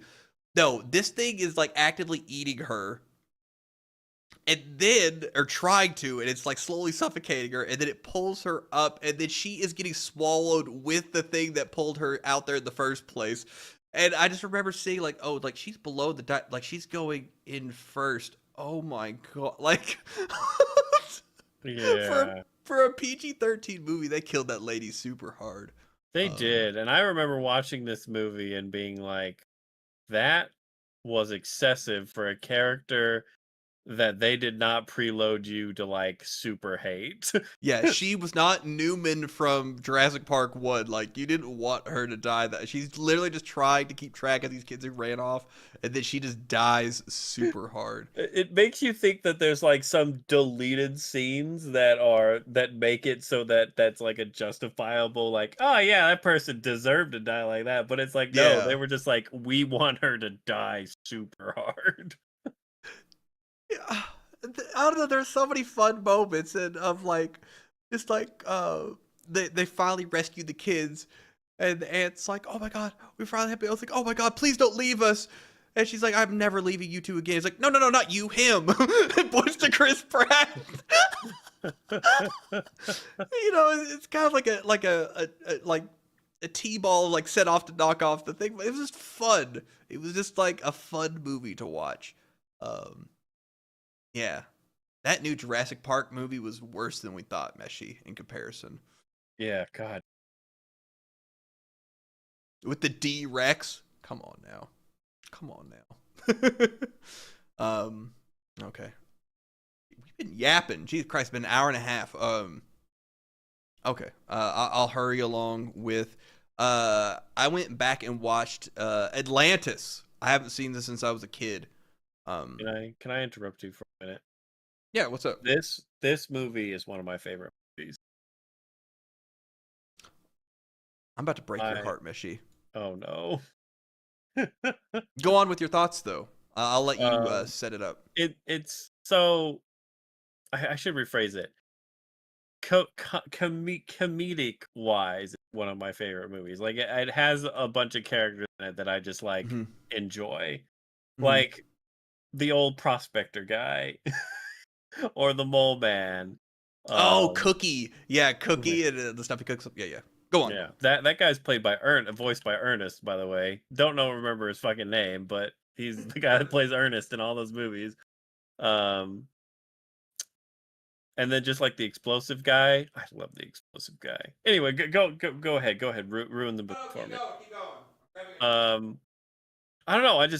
I like the little jokes and like I don't really care about the movie. I just care about those characters. If that makes more sense. That makes sense. It was like you don't want to know. She told me after I said I didn't want to know, and guess what? I don't want to know. You don't want to know. It's not Okay. exactly how it goes, but it's the gist of It, it. It's it's just it's pretty. It's I think his name's Happy, the half Navajo doctor guy. yeah. Okay, so I wanted to go back and watch this movie because I remember it wasn't very well received. It was kind of a failure in Disney's eyes, I think. This also has a lot of they tried to make a more adult film, and Disney was getting them to cut stuff out of it. And it kind of went through a little bit of that kind of like development kind of hell. Um, Meshi, I adored this movie. It was so good. My heart. I was like, what is he gonna hate the most?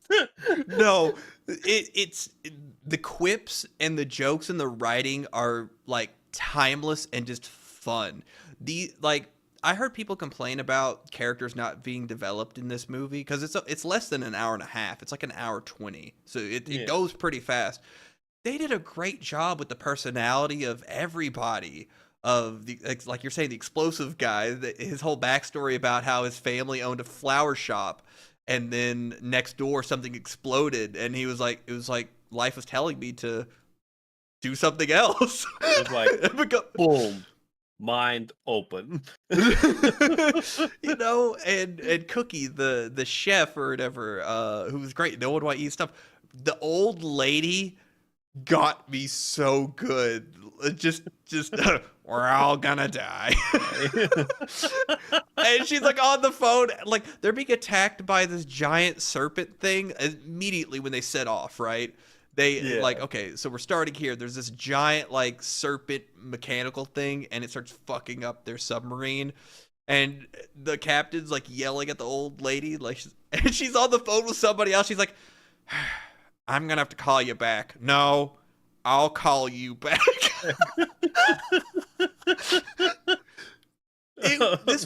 This was just a joy to watch. It had such a diverse cast um of all the explorers or of the crew. Meshi, people die in this so fucking hard. Like there's even like to go back to underwater movie. So the submarine gets fucked up by the giant lobster whatever thing, right? Yeah. and the mechanic girl has to close off the gate. You see guys still back there, and that she just shuts off and like had to do it. And like Yeah. literally like, oh, those guys die. Literally every other escape pod and ship die. If there's not a main character on the boat, it got washed. Just died, yeah. The boys ate it so hard, and you're watching them like go through this last final canal to get to Atlantis, and the boys are getting picked off one by one. You're just like, boom, 5 dudes just exploded. Boom, another. Like, and they wash ashore, and there's like, there was a crew of over 200 people that went on this expedition, and now we are all that's left, and there's like 20 people standing around. You're just like, So many people died so horrifically just now. oh, it was just so much fun to watch. I enjoyed this more because I watched another Disney movie not too long ago. I think, was it El Dorado? Oh, the road to El Dorado. Yeah, Road to El Dorado. I didn't really like that movie. It wasn't. I don't know. It didn't grab me. This one got me though. And I really enjoyed it. You could see where like I think they tried to shave edges off of it to like, no, it needs to be for kids. But remnants of it are still left, especially with how hard people die. um and I love at the end. So the whole thing is the guys trying to get like the power of Atlantis or whatever to like back to like sell it, for money and Yeah. stuff. So they're riding up on a blimp trying to get out of this like volcano. He throws the blonde lady with the beauty mark, just throws her off, and she falls. I'm like, oh, she died. Like, but she doesn't die. She's literally laying there, and she takes a flare gun, and she's like, nothing personal, and shoots down the blimp, and it crashes on her. Oh, So she went many. out like a champ. Oh, she did. Oh man, so many people died so hard. And even there's a whole fight scene of like the Atlantis people figuring out how their old technology works and flying these little ships to like chase down the bad dude. Bro, they're getting blown out of the sky left and right. People are just dying everywhere. um So much death down here. there was like, I don't remember this as a kid. I remember I saw it. I think I even saw this in theaters. I hadn't seen it since. So I wanted to revisit it. I really, really like this movie. Oh, and going back to the mole guy, the first time, who is it? Michael J. Fox, I think, who voices the main character. Voice. He sits on the bed, and the mole guy freaks out, and they pull back the covers, and he has different piles of dirt from each country laid out. And then Happy, the medic dude's like, "You sat on the dirt, didn't you?" And he gets on to the mole guy. He's like, "What did I tell you about dirt in the bed?" Oh, this movie was just a treat to watch. And they made a sequel, right? Yeah. Yeah. And the sad part about that sequel is, Meshi? It's straight to movie, like VHS, right? It's worse than you think. It is straight to DVD, or straight to VHS and DVD. Do you know why it was, Meshi? It was a cancellation of an animated series that they were going to release, and they scrapped it and killed it. And they were like, well, how do we put it out? Well, we have different scenes and stuff and different story. We'll release it as an anthology chopped together thing and just put it out. Like, how sad is that? Damn. Ah, hit right in the feels. That was fun. That was a fun movie. Okay. It's two more. Sorry. Watched a lot of movies. It's turning into a movie podcast, Meshi. We don't play fighting games. First to 50 movies. I mean, it doesn't have to be a fighting game podcast. I watched Alien Rubicon. Okay.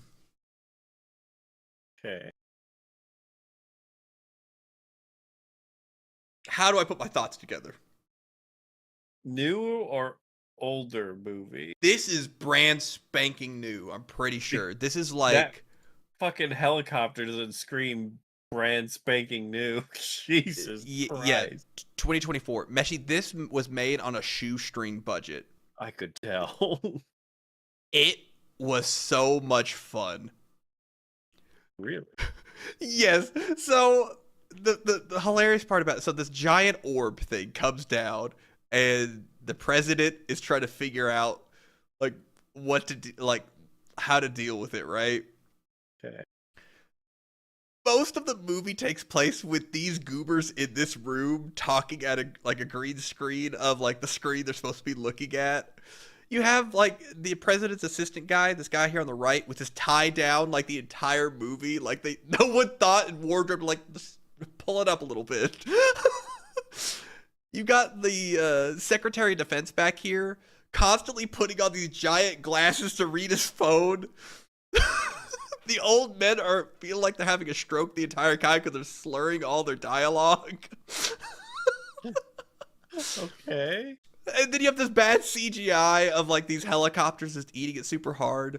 The story takes place, right? You have this gentleman on the right. He's trying to go on a family vacation, and they have to stop at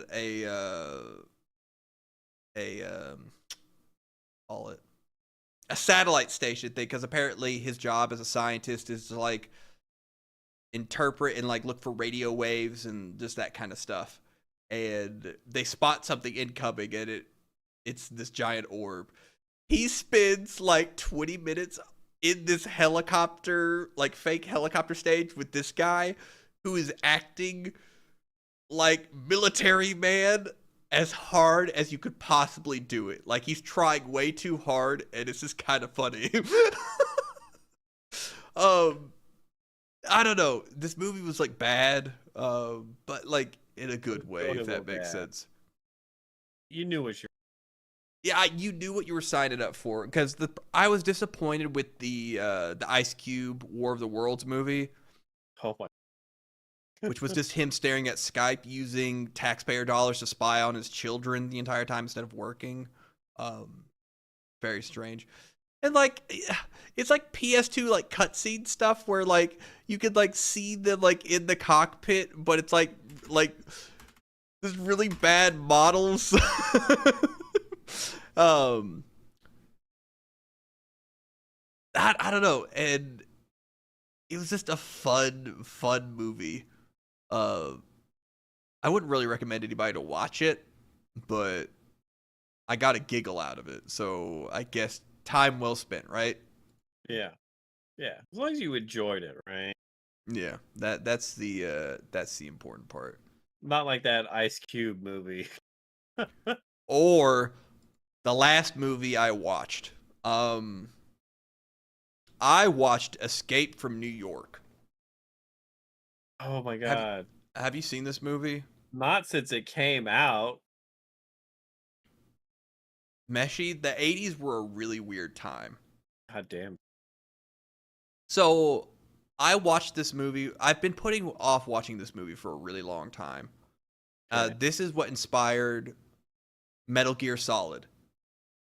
Mm-hmm. This was Solid Snake. Was based off of Kurt Russell in this movie.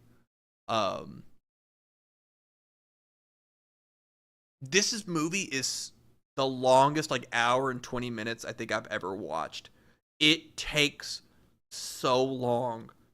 And like I kind of pictured Kurt Russell, because Kurt Russell tends to be kind of like a badass and kind of like, you know, he's him. His character in this movie literally fumbles the entire time. He doesn't even kill the bad guy. He's wearing like BMX biker shin guards with like camo jeggings. They're like Pilates pants. He has like an M16 with a giant suppressor on it that causes the barrel to slump, and it has a scope at the end of it. It's just embarrassing.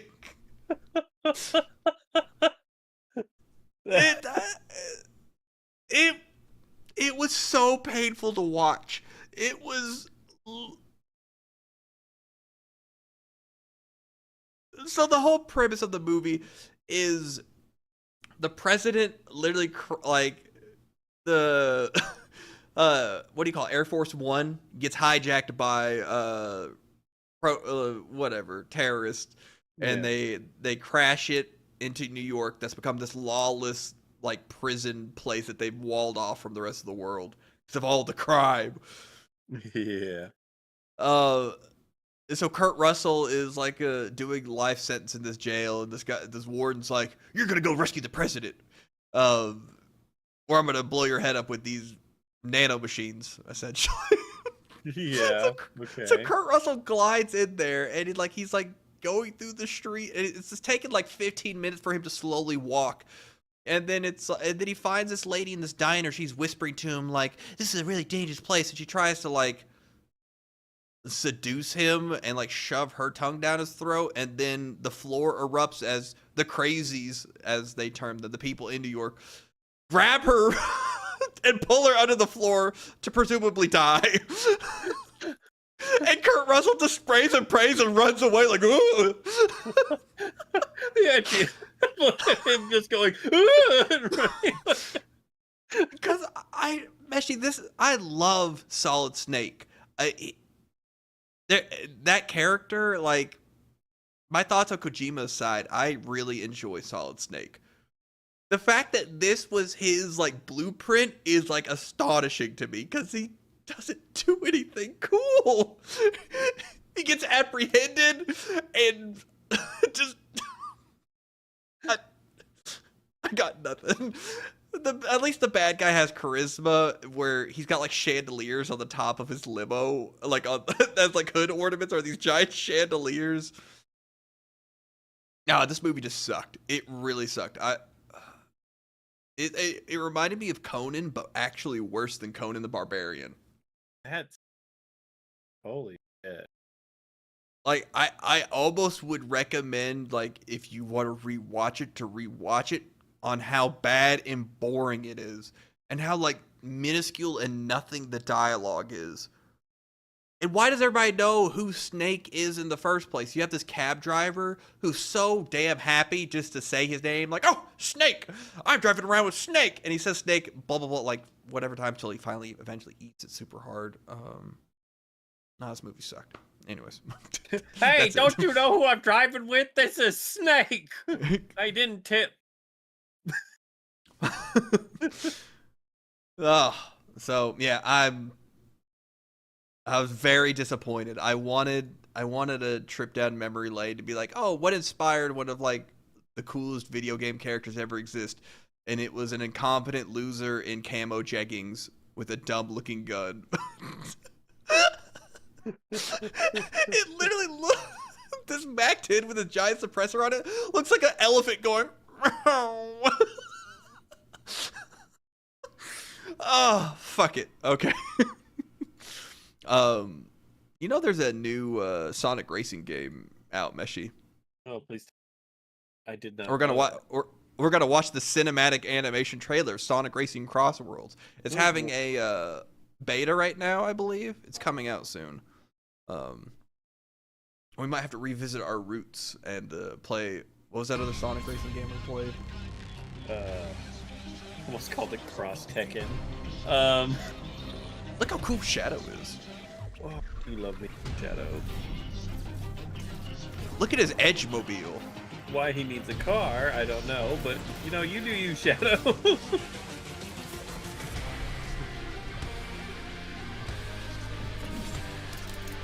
Look how cool he is. So cool. I want him to Flintstones this car. Hello? Is anyone there? I'm kind of surprised how much effort has gone in, because this is like 3D stylized, like with like it's like 5 minutes long, Meshi. Look, you don't understand Sonic. I don't. Oh, he's Tokyo drifting. Is Shadow just the main character? Oh, I hope he is. I mean, he is. Oh, Sonic. Shadow's here.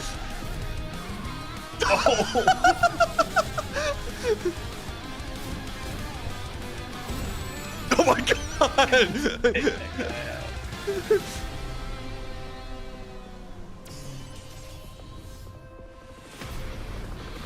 Like if the racing game was just this art style.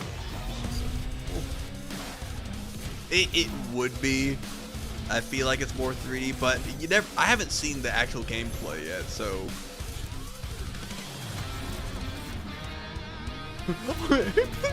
He's just the main character now. Watch Sonic come in and steal it right at the end. Oh, he is like the little shithead that he is. Chili dogs, right? All right.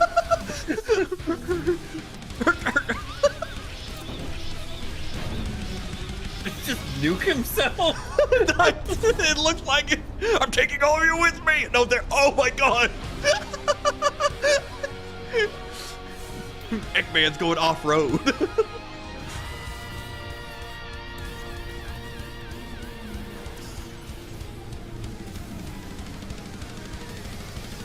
Why do we even race through this field? Oh god. So cool. Uh-oh.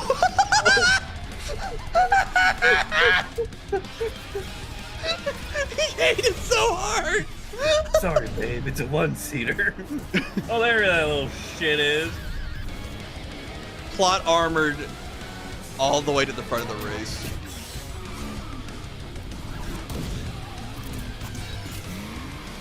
Do a spin dash move with his car? Yes. Are they doing car kata? They're doing Carcana's machine. Shadow is Keanu Reeves after all. Oh, that's true.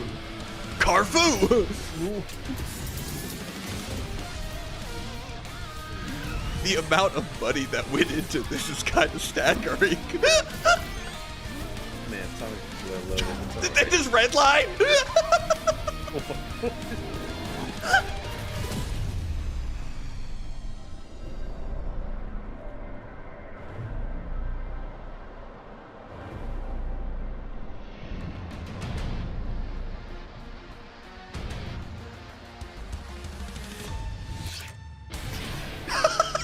Oh. Meshi. Okay, so I guess it's what the game actually looks like.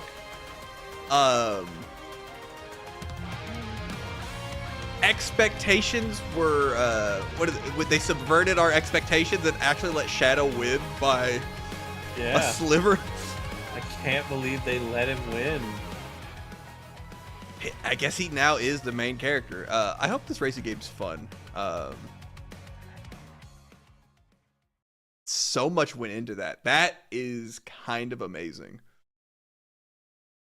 Oh, 1000%. The red line shot of the boot. Oh man. Why do people love Sonic so much? And then like, I feel like Sonic games have like been mid for like so long. I can't tell. I couldn't I couldn't explain it to you. You just have that was to be. that was kind of amazing. How does this only have 15,000 views on it right now? I mean, it came out like a day, but like, I'm kind of blown away. I kind of wish the game actually looked like that though, because that would have been so cool.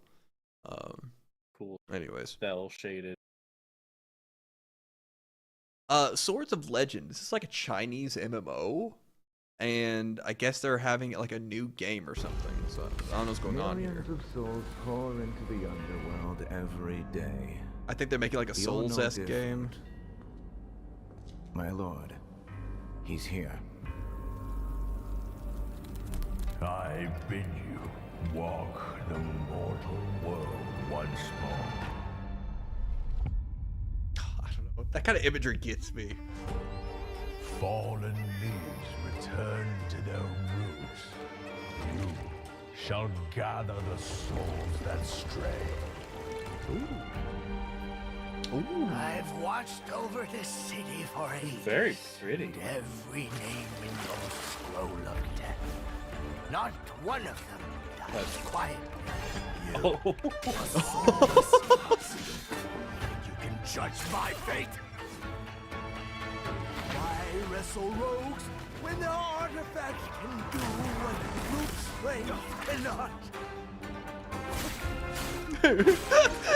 The missing link was just like, ah, crap.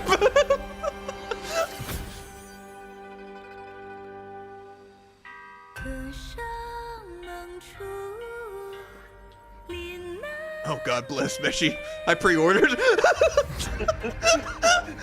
I can fix her. How's the money already gone from my wallet?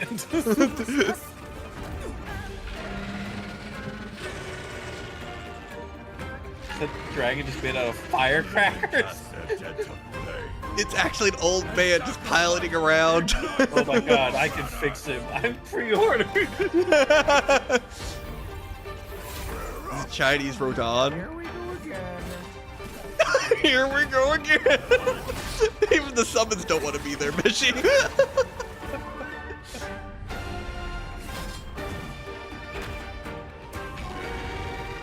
Look at him, he's putting the dragon on fire. Oh, that boss fight's gonna be sick.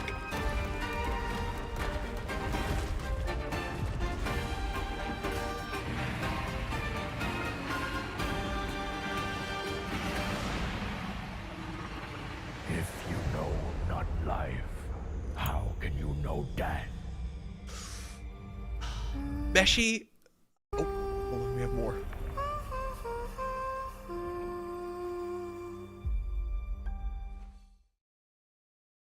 Man, is that the reason I'm fucking poetic? Is because I liked fucking watching Chinese movies growing up?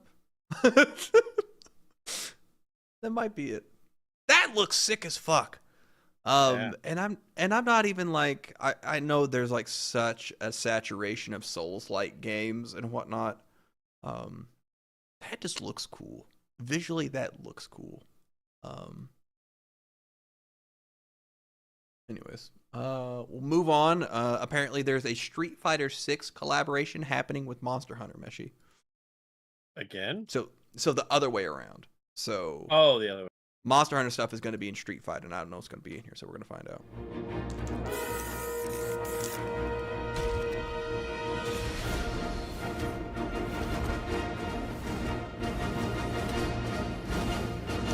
Are these just palette swaps?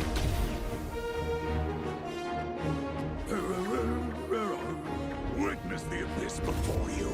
I could be at my favorite salon. Oh, they're not even. They're just Chinese colors. makeup. Now's not the time for jokes. Okay, that's a little disappointing. Oh, is all of like I'm the small- about to.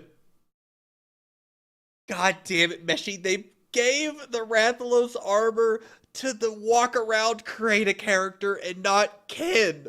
Yeah, I was about to ask, is all of like the cool stuff Oh. going to be the custom guy? What a disappointment! They literally did like color swaps, be like, "Oh, we're referencing the arc film with Ken," and then we're gonna give the. God damn it!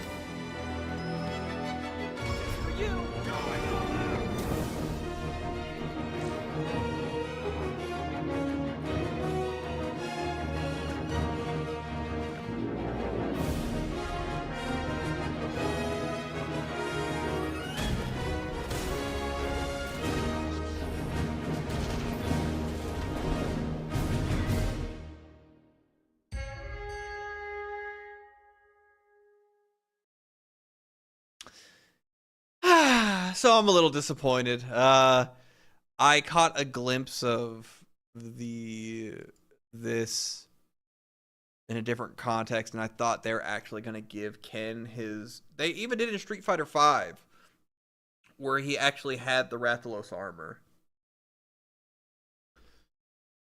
Not when they create a character, they could give it to. Oh, that. You know, it's one of those things where.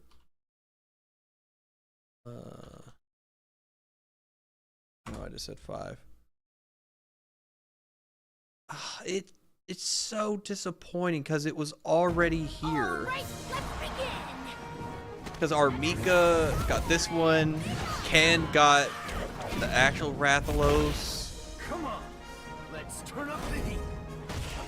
Give the characters the costumes. You know, the people, the ones that the people actually use, not Yeah. created characters. Yeah, because you could do like the create your own silly fighter and fight them in the battle hub. I think it's just like a cultural thing where we don't tend to use online lobbies to the same effect that like Japan does. Does that make sense? Yeah. Because I feel as though a lot of our online fighting game stuff is mostly just like queuing up for ranked and just playing the game that way.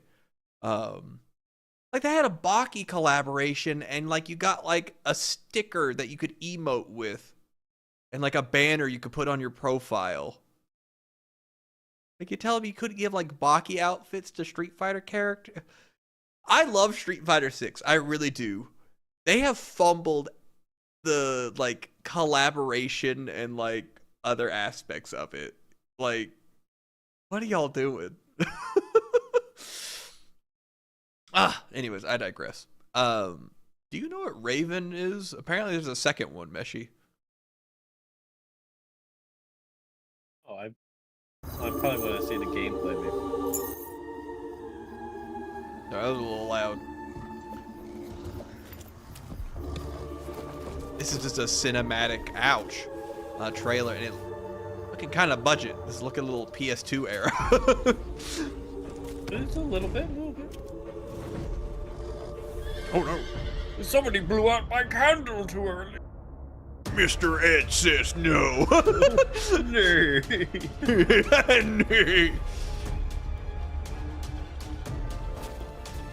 The Lord touched my eyes and took away my fear. Thus, the destined days are revealed.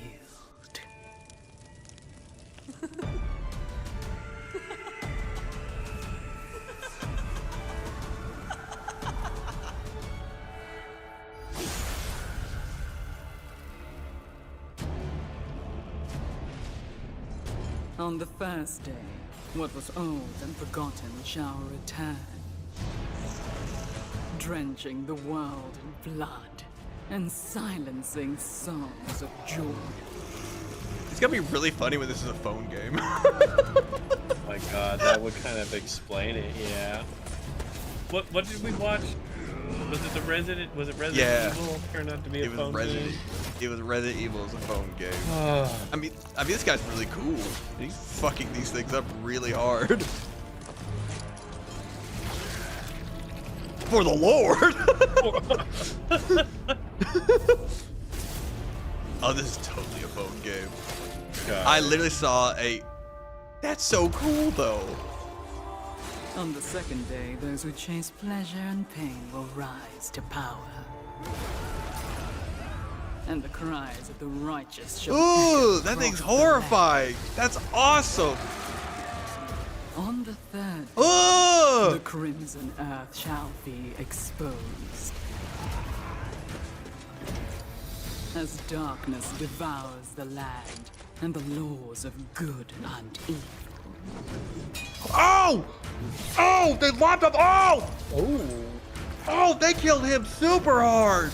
Put me down, put me down, put me down. Oh, but he's not done yet, Meshi. Of heaven and earth are torn asunder.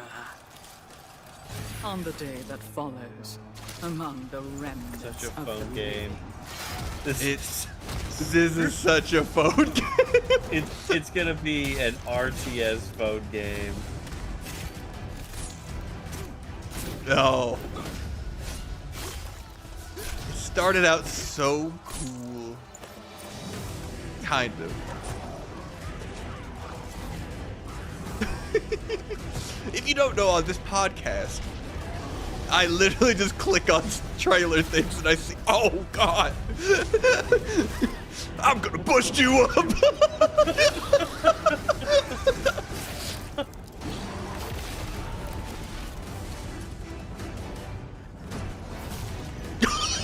The sacred stigmata of the forebearers shall be carved upon Please the tell me world. he comes down like with one hand And on now. the final day, within a battlefield consumed by corruption. No, he's just that cool. This guy about to like bring me in, girl. Wait. Oh I god. thought he was gonna hand him his chopped off arm, like the nub. He just broke that dude's neck like a popsicle stick.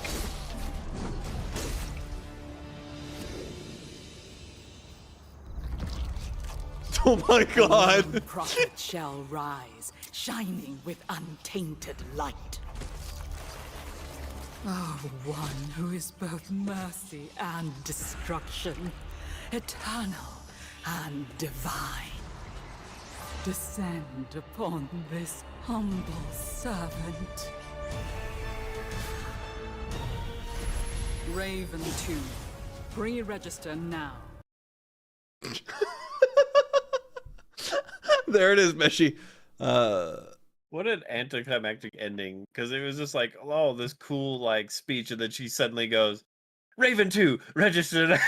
Raven 2, pre-order now.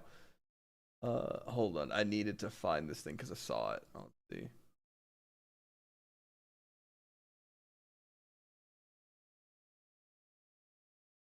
Where is it? Oh, it's gonna bother me. Can't find it.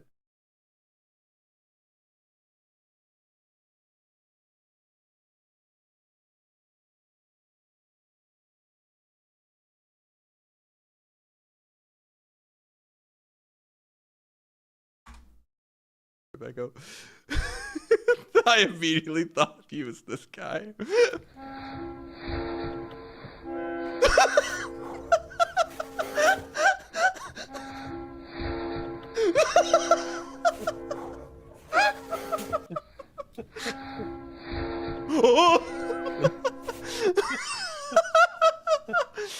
Oh, anyways. Oh, shit. You know, it's little things. Apparently, oh, calm down, hold on, Jesus Christ. Internet doesn't want to cooperate with me today.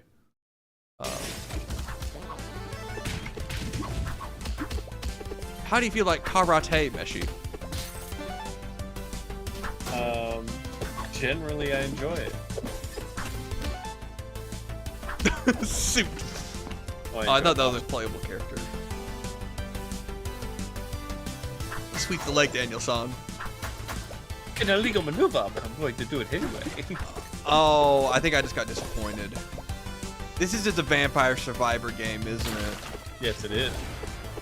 God damn it, I wanted to beat him up and I thought we could do kung fu stuff together. Oh, this sucks.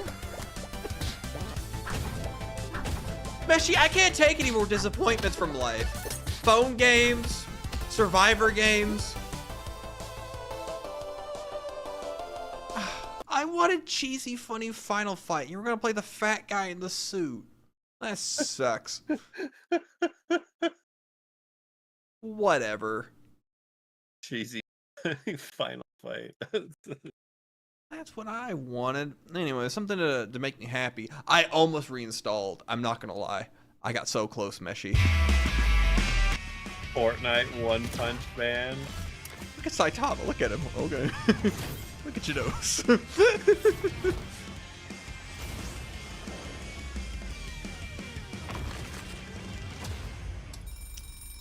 I was like that close, and I was like, no, it's fine. He's do the push-ups and the sit-ups. That was it. So Saitama. When's Saitama coming out? Take a look at the trailer. Available now. Oh, he's already there. Oh, apparently he's out already. Apparently there's a official year 2 trailer for 40K Space Marine 2. I wanted to see what they had to offer. I assume it's just gonna be like Greetings, extra missions and Space stuff. Marines. Probably, yeah. But I want You've more slain story the stuff. enemies of humanity for nearly a year. You've bolstered the ranks of the Imperium by the millions. You brought us victory time and time again.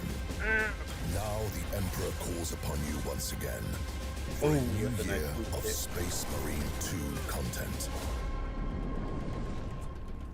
What's in year 2? Starting next week with patch 10, all the way to patch 15 next year, here's a taste of the free content we have in store for you. PvE missions, PvP mode, PvP, PvP, 3 new weapons, blah blah blah. Major and chaos. They already did chaos.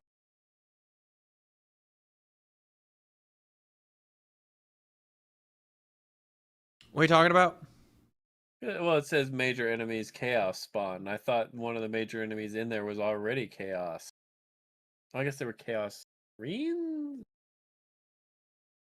Yeah, I wonder if there's a difference between. I guess we can keep free watching to content see. we have in store Oh yeah. for you. New operations, a new PvP game mode with a playable hell route, 3 PvP arenas, gameplay modifiers, and much more.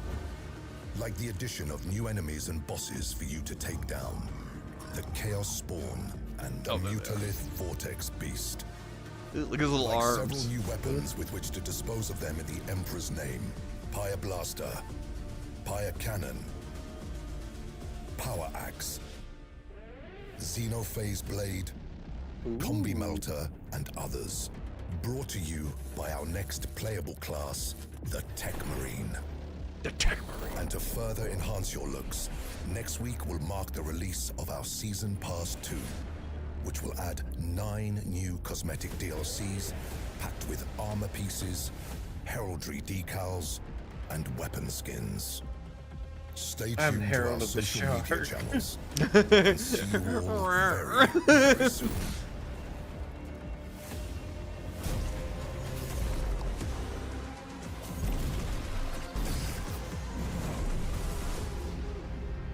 Huh. Okay. I was just mildly curious as to seeing like what else is gonna do with that game because I had fun with it. Maybe we'll look into the extra PvE modes or if there's anything cool there. But that ends our segment for video games, Messi. But here's stuff that's coming out. Apparently, there's about to be an animated exorcism thing.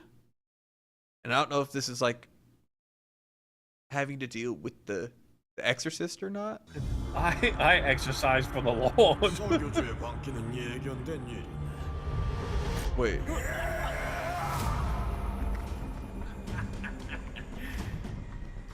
나는 하늘 위에 올라서의 신이 되는 거야. 살려줘! Oh! Okay. Here he is for the Lord. 이적을 행하는 신부님이라 알고 있었만.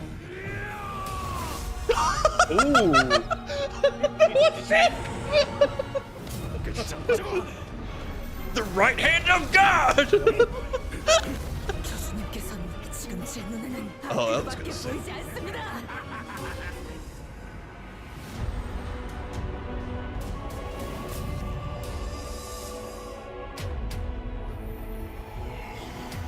It's the Avenger of Exorcists.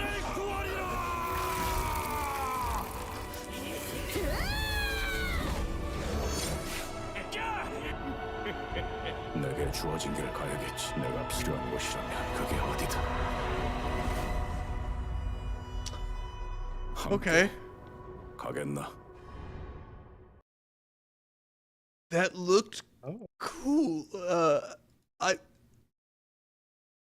Let me I watched that Exorcist movie last week called Shadow of God, and I was like, oh, there could be like some cool, like kind of like messed up, like animated Exorcist thing that might be fun. I didn't expect kung fu Exorcist rosary punches.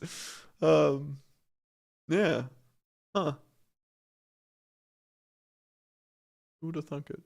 Yeah.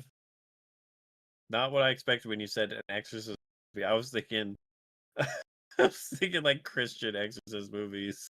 That's what I thought it was. I thought they were like animating that. That's interesting. Okay. This is called Deathstalker. It's a Red Band trailer. I hope there's no boobs. I don't have to edit this thing, but it looked really cheesy, so we're gonna watch it. It reminded me of that Barbarian movie you described, but cheesy. They say he was once a knight. Oh, the Before the Headhunter war movie? Yeah. against the Dreadites. Surgeon with a sword. Oh, wow. Oh wow. He answers to only one name. D. I? What name would that be?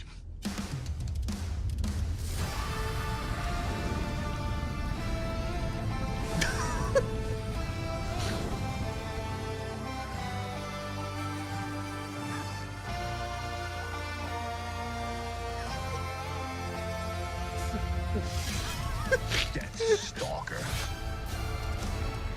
My old friend. Come and get it.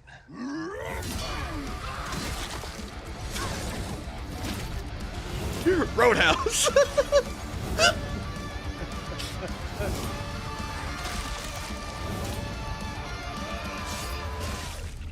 The mighty Deathstalker! Oh my god.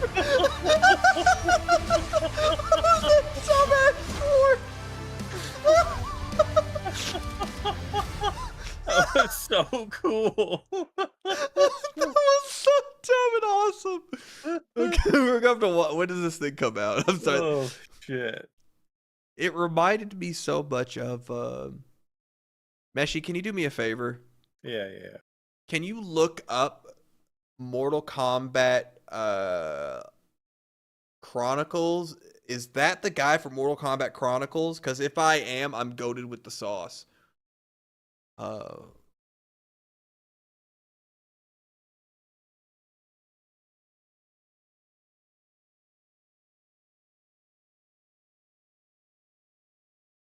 Conquest, not.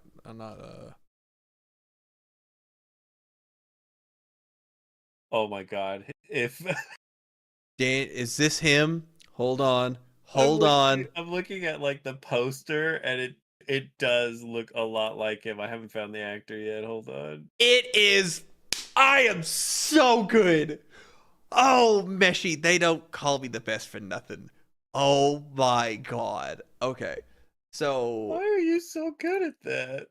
because Meshi, this show, like I watched that trailer, like, oh, this is like terrible, like Power Rangers, Hercules, Xena Warrior Princess, or Mortal Kombat Conquest, which is the live action-esque show that takes place with the great Kung Lao and his compatriot, which is this guy. The more you know. Sorry, I just had to flex it one more time because it's like I know this guy from some. Okay, enough of that. Anyways, you ready to watch? Are you ready to watch me have a meltdown? Constantly.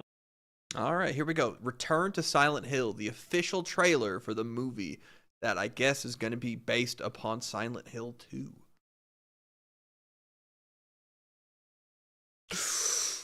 Hey, play.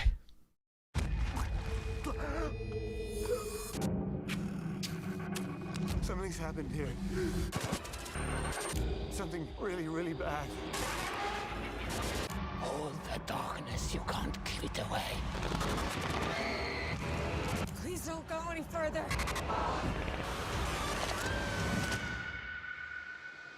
You don't know what kind of hell you have to face.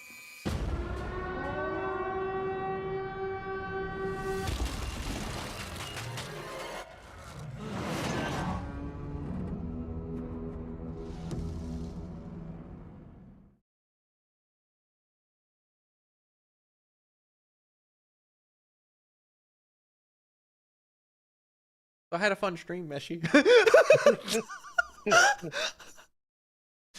Oh my god, they don't get it. Oh my god, they don't get it. They don't fucking get it. And this one image alone, well, because this can't be James Sunderland. This is somebody else. But it's like using all the stuff from that, but I think it's going to try to do it's like its own story. Because this is like some photographer asshole, I guess.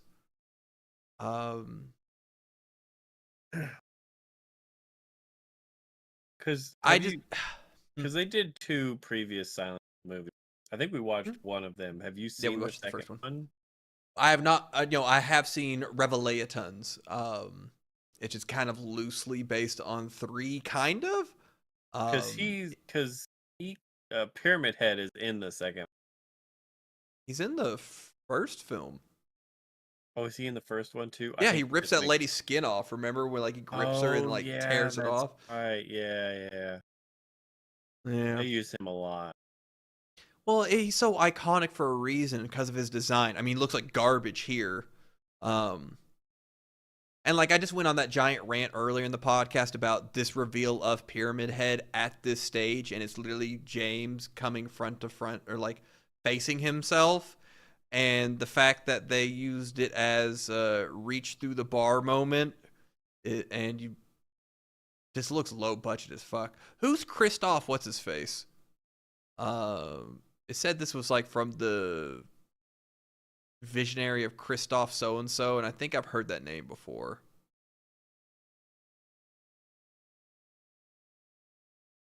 But the problem is Maria's gonna be here.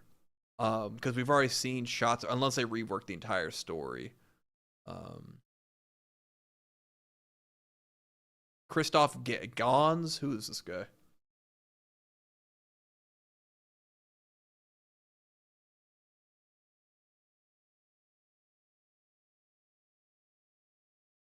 I think we actually looked him up before. He's a French film director. That might explain a lot of things. He did the first Silent Hill movie, 2006. Oh, I see. Maybe that's just what I know him from. I mean, the first one's fine. It's not great. Done a lot of films I've never heard of.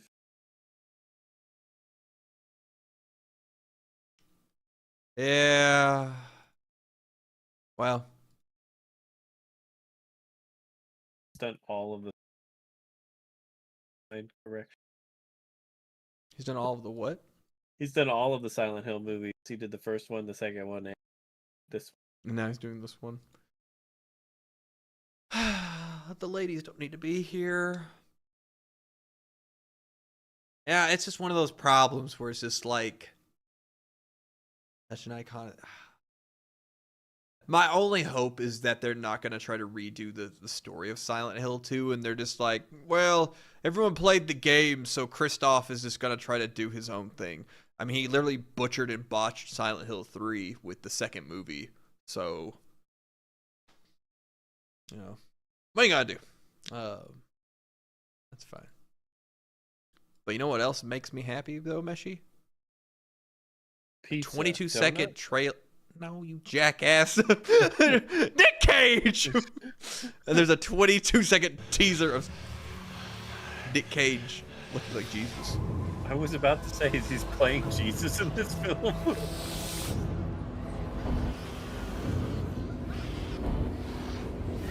Wait, is he gonna play Jesus' dad? Is that why it's called Carpenter's Son? Or is he actually gonna play Jesus? Oh my god. This might be cinema. Wait, the Carpenter's son. He's gonna play Jesus' son. No, Meshi. Joseph was the carpenter. Jesus, what? Oh, that's well. I thought Jesus was a carpenter too. No, I mean, I guess that makes his sense. fake dad is a carpenter, and he taught Jesus how to be. Oh, yeah. Okay. I see it now. Yeah, I was very confused because when you said is he playing his dad, and I forgot that Joseph counts as his dad.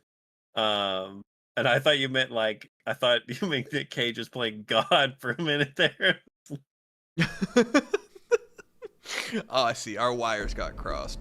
Okay, so I felt a kindred spirit with Emma Stone from the thumbnail of this trailer. So it's a movie coming out. So we're gonna watch Baloney, or I think you pronounce it Bugania. What? How do you say that, Meshi? Bugania? Baloney, like I said. Yeah. Good morning, Michelle. My baloney has a I first believe every name. company should strive to form a diverse team, to empower people of different skills, and every time, what is it? Skills and identities. To foster a new generation of, okay, let's go again. Wait a minute. They want you to think it's you, that it's you who made this world. But it's always been them. They're wearing Jennifer Aniston masks. All we've lost, all that's been done to us, we're setting that right again. Greetings. Welcome to the headquarters of the human resistance. Where's my hair? Your hair has been destroyed to prevent you from contacting your ship. What shit? Your mothership? Okay. In the next 48 hours, the police and the FBI will begin a statewide manhunt. I'm a high-profile female corporate executive. I am crucial.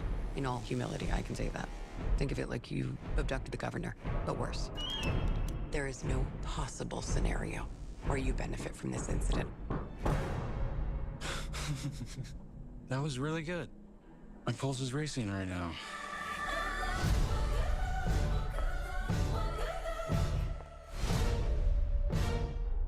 I've done a ton of research on this. You're killing our planet. Alien fellas. I'm not an alien. You're lying to me. What's the difference? You You know lied this to is me. crazy. You know this is wrong. I know who you are. I know Who what you am are. I? Who am I? I know you too, Teddy. It's fine. It's cool. You want to make out?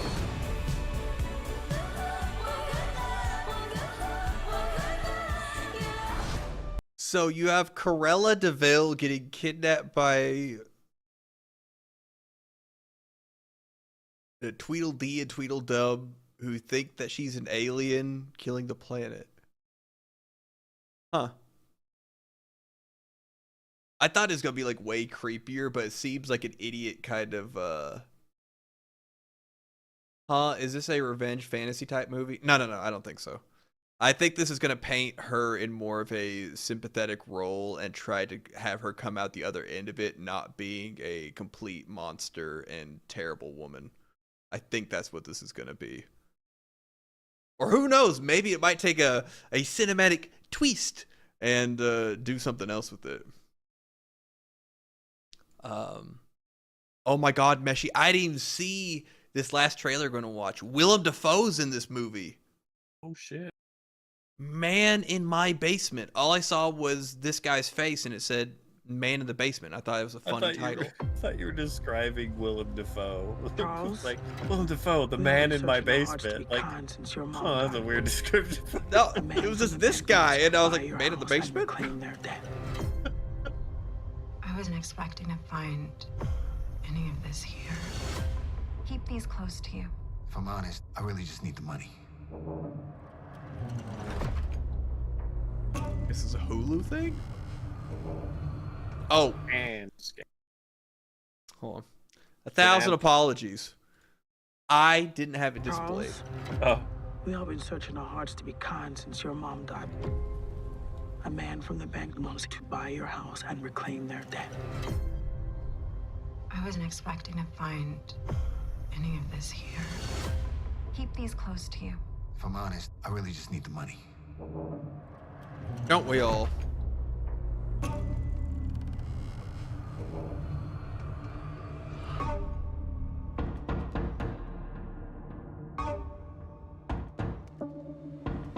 Willem Dafoe going to be a banker? There he is. Mr. Charles Blakey? Yeah. I live in your basement. I have it in mind to rent your basement for a couple of months. What? Well, I'm sorry, but this house ain't for sale or for rent. Maybe this is a bad time. Call me if you ever change your heart.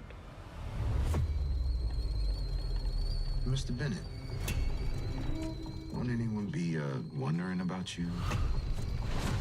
Does anybody wonder about you, Charles? We all disappear sometimes, right? I don't know how I would feel about Green Goblin living in the basement. Why'd you choose my house? There's some answers you don't need to know. I don't even know something about the basement dweller myself. You seem tense, Mr. Blakey. Just tell me what you did. What is that? Are you okay, Charles?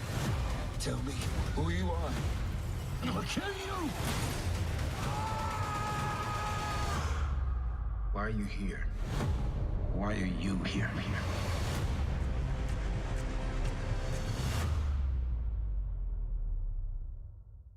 Interesting.